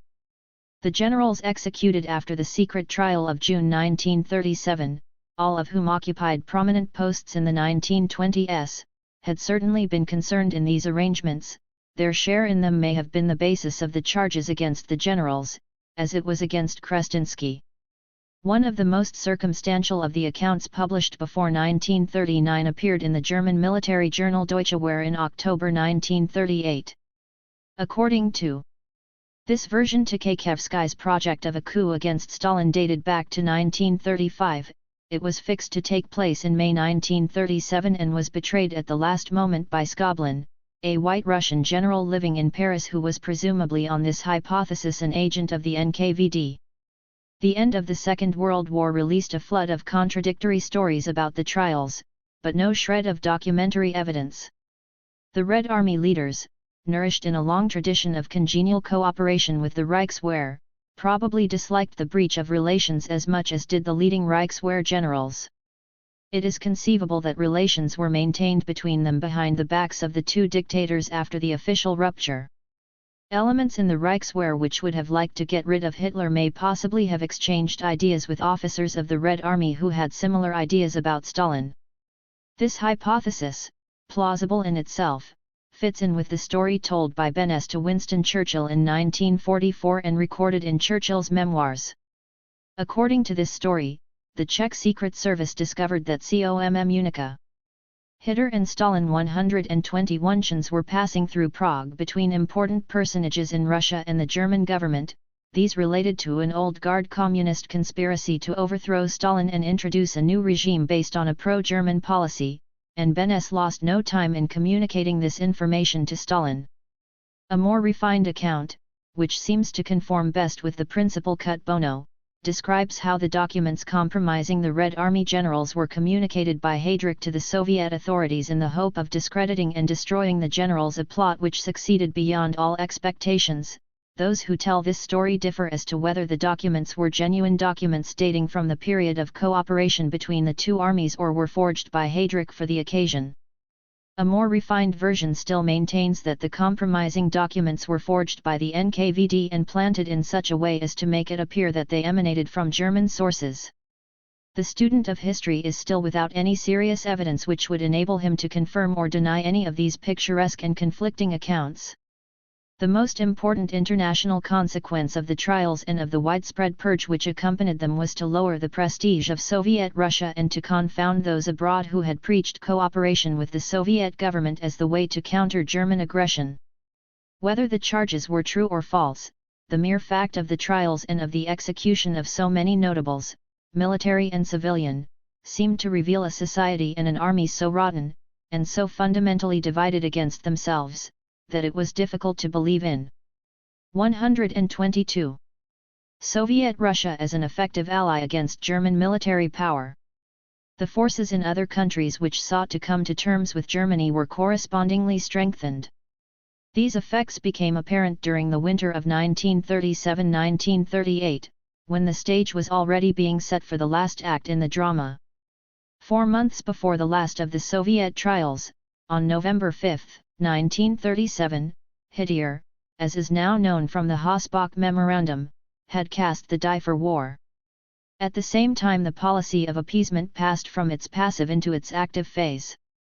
In the summer of 1937, Neville Chamberlain succeeded Baldwin as British Prime Minister. In the middle of November, 10 days after Hitler's announcement of his decision to his generals, Lord Halifax visited Hitler and Ribbentrop in Germany. In February 1938, Eden resigned and was succeeded by Halifax at the Foreign Office. The effect of these changes on German-Soviet relations was complex, unforeseen, and crucial. In Germany, Hitler had succeeded to a remarkable extent in dividing the Reichswehr against itself and curbing its authority. Paradoxically, the generals exercised far less political power in the Germany of Hitler than in the supposedly democratic Germany of Stresemann. Nor was this merely because Brauchitsch and Blomberg and Keitel were men of smaller stature than Seykt and Hindenburg, it was also because Hitler was able to base his power on a far larger measure of popular support than the Weimar Republic had ever enjoyed. Nevertheless, the decision to make war increased Hitler's dependence on the generals. On issues of war, so long as the Reichswehr spoke with a united voice, it was difficult to override its opinion. Hitler and Stalin 123. It is probable that a majority of the generals preferred to fight the West with the support of Soviet Russia rather than come to terms with the West in order to fight the East. But this choice lay in Hitler's hands. The point on which the Reichswehr was unanimous and could still impose its decision on Hitler was its refusal to fight on both fronts at once. The choice one way or the other had to be made. Hitler disliked having to make it. On this issue he continued to hesitate for nearly 18 months after November 1937. In Soviet Russia, though the decision of November 1937 remained of course unknown, it had been an axiom since 1935 that Hitler would start a war somewhere in Europe. The bugbear of Soviet statesmen was that it might be a war between Hitler and Soviet Russia, with the Western powers neutral or tacitly favorable to Hitler. In order to conjure this bugbear, one of two main alternatives had to be envisaged: either a war against Germany in which Soviet Russia would be allied with the Western powers, or a war between Germany and the Western powers in which Soviet Russia would remain neutral or tacitly favorable to Germany. It is fundamental to an understanding of Soviet policy at this time that the Soviet leaders thought an aggressive war by Hitler certain, and were determined at all costs to avoid having to face Hitler alone. If the alliance with the West failed, then neutrality in a war between Germany and the West, or at the worst alliance with Hitler, were the only ways out. The first alternative, alliance with the West against Hitler, had been forced on the Soviet leaders by Hitler's implacable hostility rather than spontaneously chosen by them. 124. But, once adopted, this line was consistently pursued from 1934 to 1938, both through the League of Nations and through specific pacts such as those with France and Czechoslovakia. At intervals during this time, and particularly in the first half of 1937 when the purges were at their height, circumstantial rumors circulated of approaches made to Hitler by secret emissaries of Stalin in the hope of healing the breach. Nothing to confirm these rumors has been found in any German documents captured in 1945, and, if such approaches occurred, they did not deflect the main line of Soviet policy. What caused a change of atmosphere to set in during 1938 was the growth of doubts as to the willingness of the Western powers to enter into effective alliance with Soviet Russia. The vacillations of the West in face of Mussolini's aggression against Abyssinia and Hitler's coup in the Rhineland created in Moscow exactly the same impression of weakness as they created in Berlin. Developments in Great Britain during the winter of 1937 to 1938 intensified these fears, which received their fullest confirmation in the Munich crisis of September 1938. At the height of the crisis, a leading article in Pravda, the first for many weeks on foreign affairs, struck almost casually in its last paragraph a new note: the Soviet Union examines with composure the question which particular imperialist robber stretches out his hand for this or that colony or vassal state, for it sees no difference between German and English robbers. But the democratic states in Western Europe cannot regard these questions with indifference. In consenting to the dismemberment of Czechoslovakia, in blessing this dismemberment, England and France are playing with fire. To see no difference between English and German. Hitler and Stalin 125 robbers was the first hint of a potential shift from a policy of cooperation with the West to a policy of neutrality, a reversion to the old habit of regarding all imperialist powers as equally wicked. Having dropped this barely audible hint, the Soviet press returned to its advocacy of a common front against Hitler, and approvingly quoted Litvinov's speech at the League of Nations, in which he had declared that Soviet Russia would fulfill her obligations in all ways available to us, a hint at the opposition of Poland and Romania to the passage of Soviet forces across their territories. Then on September 29, 1938, the Munich Agreement was concluded without further consultation with Soviet government. No overt move was made. But the chagrin felt in Moscow was not concealed, and the conclusions were left to ripen. Thus, at a time when Hitler was still undecided whether to move first against the East or against the West, and was bound to weigh the contingency, if he decided to move west, of having to patch up his tattered relations with Soviet Russia was also being driven to contemplate the apparent bankruptcy of her Western policy and the necessity, if this were confirmed, of coming to terms with Hitler. It is a tribute to the depth and tenacity of the ill feeling between the two countries that it took so long to bridge the gulf between them. The denunciations of Bolshevism in Hitler's Nuremberg speech in September 1938 were far less vitriolic than those of the previous year. After Munich, Hitler's increasingly bitter references to the West were matched by a corresponding diminution of acrimony, quantitative and qualitative, in regard to Soviet Russia. In October 1938, Schulenburg, the German Am. 126. Basader in Moscow, apparently on his own initiative, suggested an agreement to keep the names and personalities of Hitler and Stalin out of the mutual press polemics, and both sides rather unexpectedly agreed to this. The prelude to the events of the spring and summer of 1939 was a speech by Stalin at the Party Congress on March 10, 1939. This speech was an extraordinarily astute exercise in political tightrope walking, from which it would be rash to draw any confident conclusion other than the indeterminate and embarrassed state of Soviet foreign policy at the time. Only about 1/6 of the whole Klee speech was devoted to the subject, but the passage was placed at the beginning of the speech to indicate its importance. Stalin began by stating that an imperialist war was already in progress, and naming Japan, Germany, and Italy as aggressors. The three aggressive states and the imperialist war started by them have turned upside down the whole system of the post-war regime. The aggressor states carry on war everywhere, injuring the interests of the non-aggressive states, primarily England, France, and the USA, and the latter give ground and retreat, making one concession after another to the aggressors.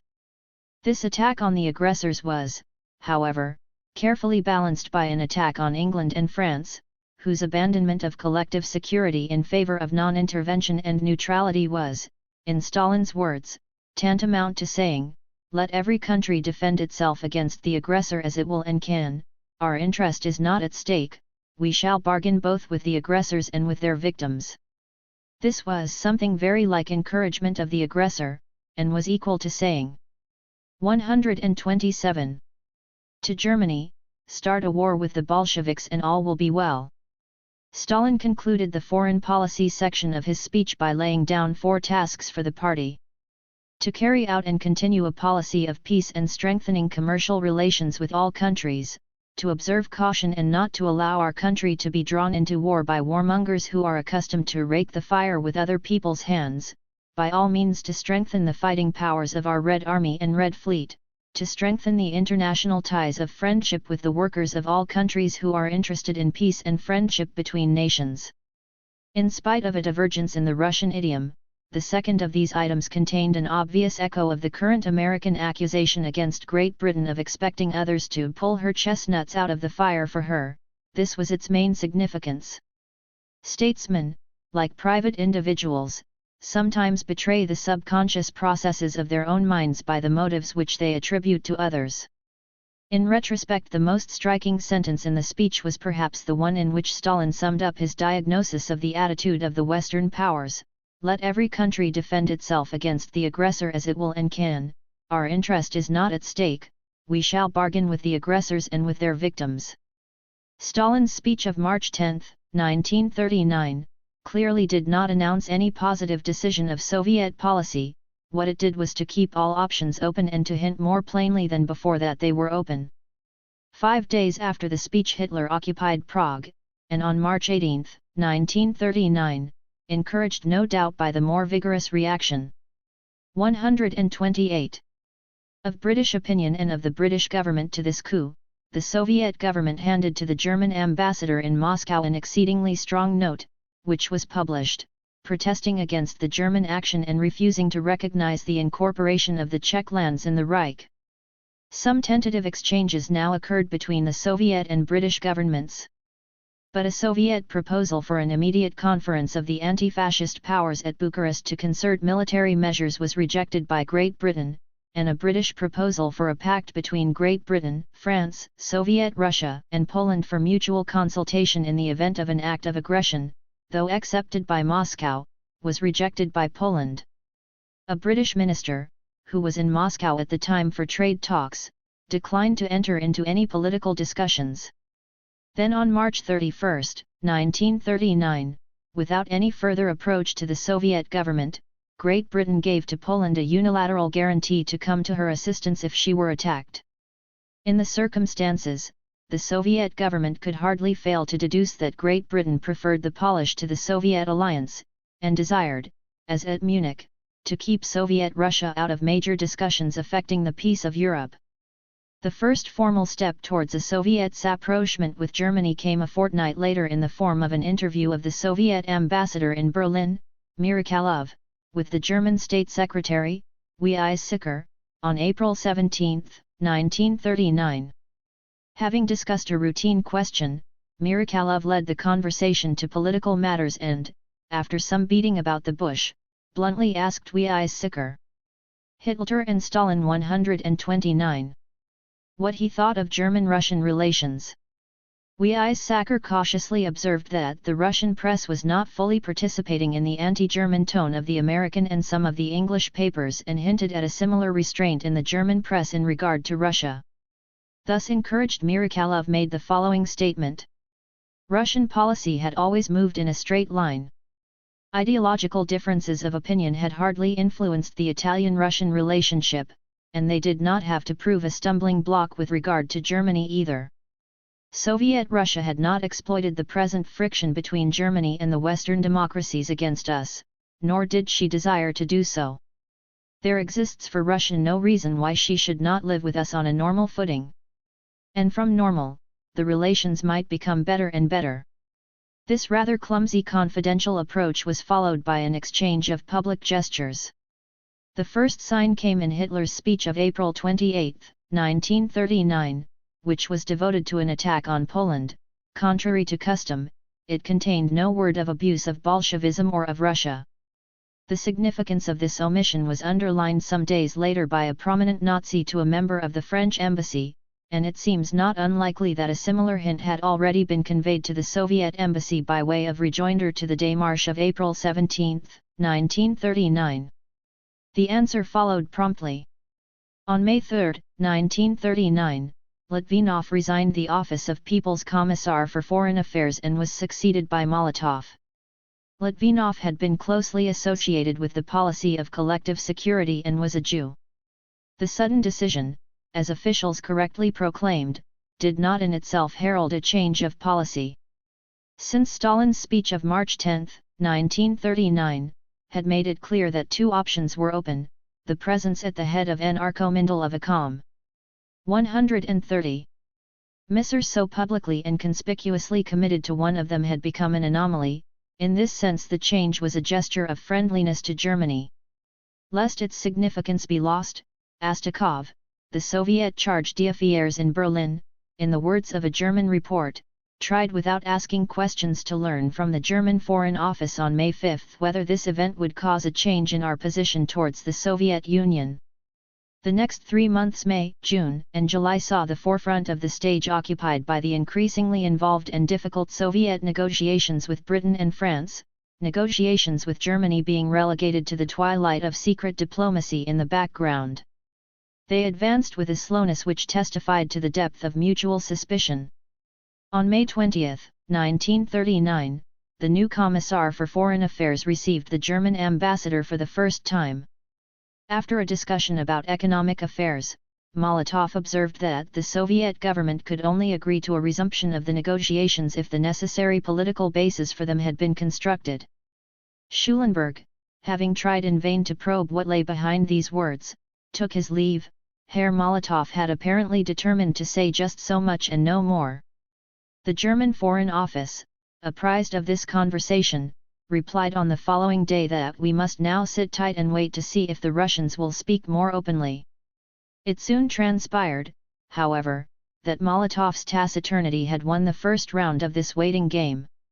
At a conference on May 23, 1939, disclosed at the Nuremberg trials, Hitler announced his intention to attack Poland at the first suitable opportunity, and into the next few days we can now fit an episode described by Goss, legal advisor to the German Foreign Office, in his Nuremberg affidavit. Goss and Weizsäcker were summoned to Ribbentrop's country house, and informed that Hitler wanted to establish more tolerable relations between Germany and the USSR. Some pretext should be found in the way of current affairs to explore the possibility of political talks. It was decided to use for this purpose the question of Soviet consular representation in Prague. Draft instructions to Schulenburg were prepared, but when submitted to Hitler were found to be too explicit. His hesitations were apparently due to Chamberlain's highly optimistic statement in the House of Commons on May 24 that agreement on essentials had been reached between Soviet Russia and the Western powers. A rebuff was now feared, and a more cautious approach decided on.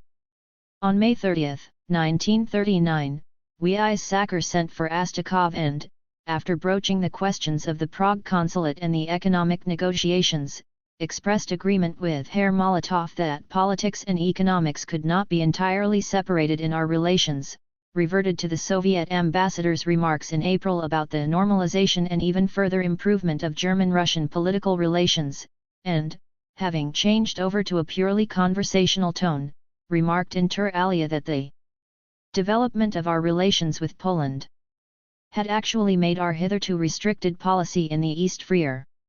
So far as the records show, this would-be subtle approach produced no visible effect. For a month discussions with Germany about economic negotiations proceeded without results. In interviews with Molotov on June 29 and July 3, 132. Schulenburg still struggled in vain to secure from the Kostov Commissar some amplification of his phrase of May 20 about political bases. At the first of these conversations Molotov was particularly spiky. A reference by Schulenburg to Germany's non-aggression treaties with the Baltic states provoked the retort that he had to doubt the permanence of such treaties after the experience which Poland had had. The impression left by these records is partly of a holding back for tactical reasons but also partly of a profound and ineradicable mistrust of German policy in the minds of the Soviet leaders. It was not till the end of July that the ice began to melt, and this was plainly connected on the Soviet side with the deadlock in the political negotiations with Britain and France and the visit to London of a German Economic Commission headed by Wohltat. On July 22 it was announced that Soviet-German trade negotiations had been resumed in Berlin. The Germans now decided to speak more frankly, but through an informal channel. Schnurr, the German trade expert, was instructed to invite Astakov and Bobanin, the head of the Soviet trade delegation, to dinner, and the conversation, which took place on July 27, ranged far. For the first time the alternative was clearly put: what could England offer Russia? At best, participation in a European war and the hostility of Germany, but not a single desirable end for Russia. What could we offer on the other hand? Neutrality and staying out of a possible European conflict, and if Moscow wished, a German-Russian understanding on mutual interests which, just as in former times, would work out to the advantage of both countries. 3 days later Weizsäcker in an instruction to Schulenburg added some further precision. In any development of the Polish question, either in a peaceful manner as we desire it or in any other way that is forced on us, we would be prepared to safeguard all Soviet interests and to reach an understanding with the Moscow government. If the talk proceeds positively in the Baltic question too, the idea could be advanced that we will adjust our stand with regard to the Baltic in such a manner as to respect the vital Soviet interests in the Baltic. Thus armed, Schulenburg had a conversation on August 3 with Molotov, who seems to have spoken most fully and eloquently on Germany's support of the aggressive attitude of Japan towards the Soviet Union. An undeclared frontier war in the Far East between Soviet Russia and Japan had been in progress since May 1939, and had a substantial influence on the Soviet-German negotiations. If the avoidance of a war on two fronts was the compelling motive of the Germans in the rapprochement with Russia, it was also constantly present in the thoughts of the Soviet negotiators. Schulenburg's summary of the situation after the conversation was as follows: "My overall impression is that the Soviet government is at present determined to sign with England and France if they fulfill all Soviet wishes. Negotiations, to be sure, might still last a long time, especially since mistrust of England is still great. I believe that my statements made an impression on M. It will nevertheless take a considerable effort on our part to cause the Soviet government to swing about." But by this time the race between the two bidders for Soviet friendship had become altogether uneven. The impression could not be avoided at Moscow that one side was trying very hard and the other side not trying at all. This impression was merely strengthened by the undistinguished galaxy of military, naval and air talent which constituted the Anglo-French military mission, and by their choice of the slow sea route for their journey to 134. Moscow, which seemed yet another public demonstration of a fundamental lack of interest on the British side.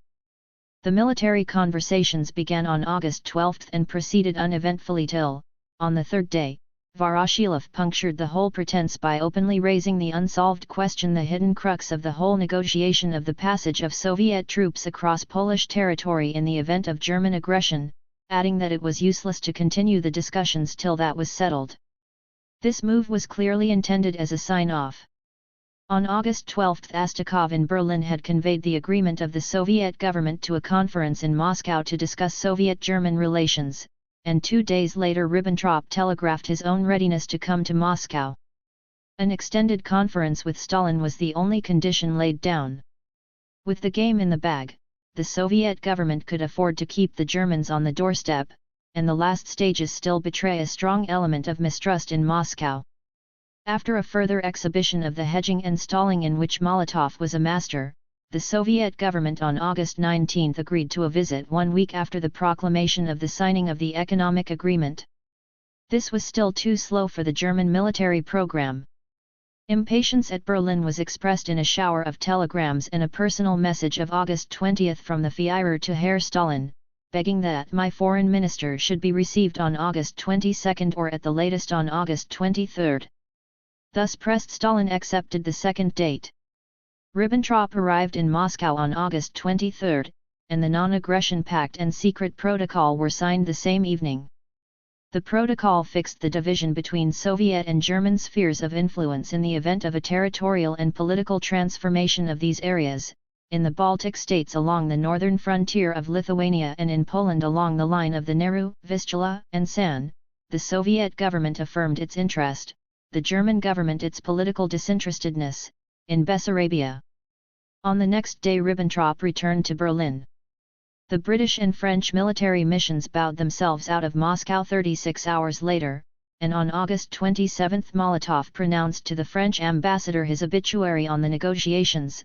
The Soviet government, having found that, in spite of the efforts of the three governments, the obstinate refusal of Poland made impossible a tripartite pact of mutual assistance, had for its part to settle the question by concluding a non-aggression pact with Germany. A great country like the USSR could not beg Poland to accept help which she did not want at any price. In his speech to the Supreme Soviet on August 31, 1939, Molotov also named Polish objections as the chief cause of the breakdown. On the next day the German assault on Poland, and with it the Second World War, began. It remains to draw a few guarded conclusions from the story. The essential aim of Soviet foreign policy at this time was to avoid isolation. An understanding with one or other of the rival capitalist groups was a condition of Soviet security. By August 1939 the Soviet leaders had finally convinced themselves that the Chamberlain government, whose attitude dominated that of France, was irrevocably opposed to effective cooperation with Soviet. 136. Russia. It desired to prevent the further expansion of Germany, but saw in this a lesser evil than a victory which would increase Soviet power.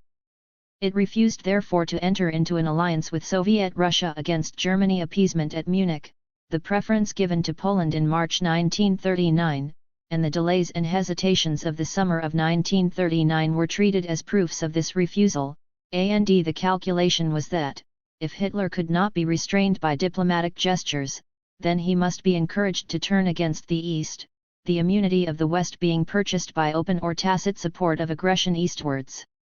Once this diagnosis of Western policy had been accepted in Moscow, only one conclusion could be drawn: if the Western alliance could not be achieved, then let Hitler at all costs strike West and let Russia purchase immunity by non-intervention.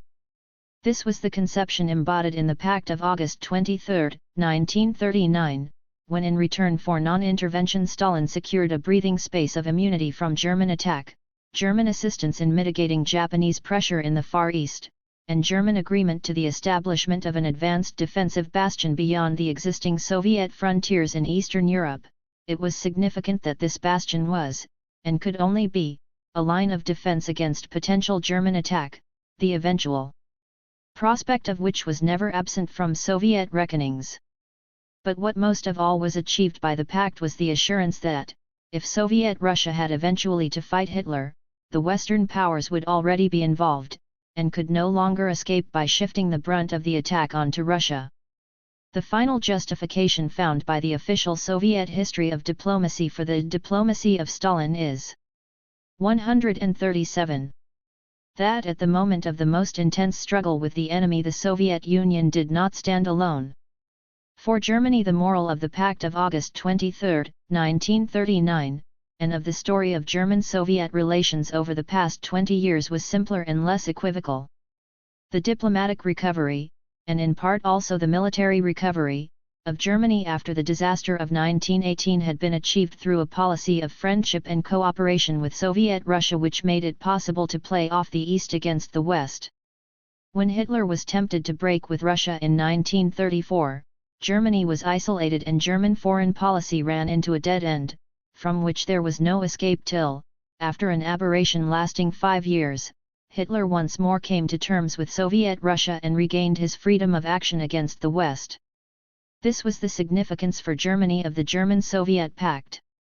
What has been desired since 1870 and regarded as impossible of achievement, said Hitler boastfully to his military commanders in November 1939, has come to pass. For the first time in history we have to fight only on one front. So long as that situation was maintained, German fortunes prospered. But less than 2 years later Hitler was tempted and fell, repeating the blunder of William II and courting war against the country on whose cooperation or friendly neutrality German military success had always depended. The question mark which confronts the world little more than 10 years after the close of this story is whether German leaders, once more in possession of the means to conduct a German foreign policy, would be content for a third time to reject the policy of Bismarck and the advice of the most successful of their monarchs to cultivate the friendship of these barbarians.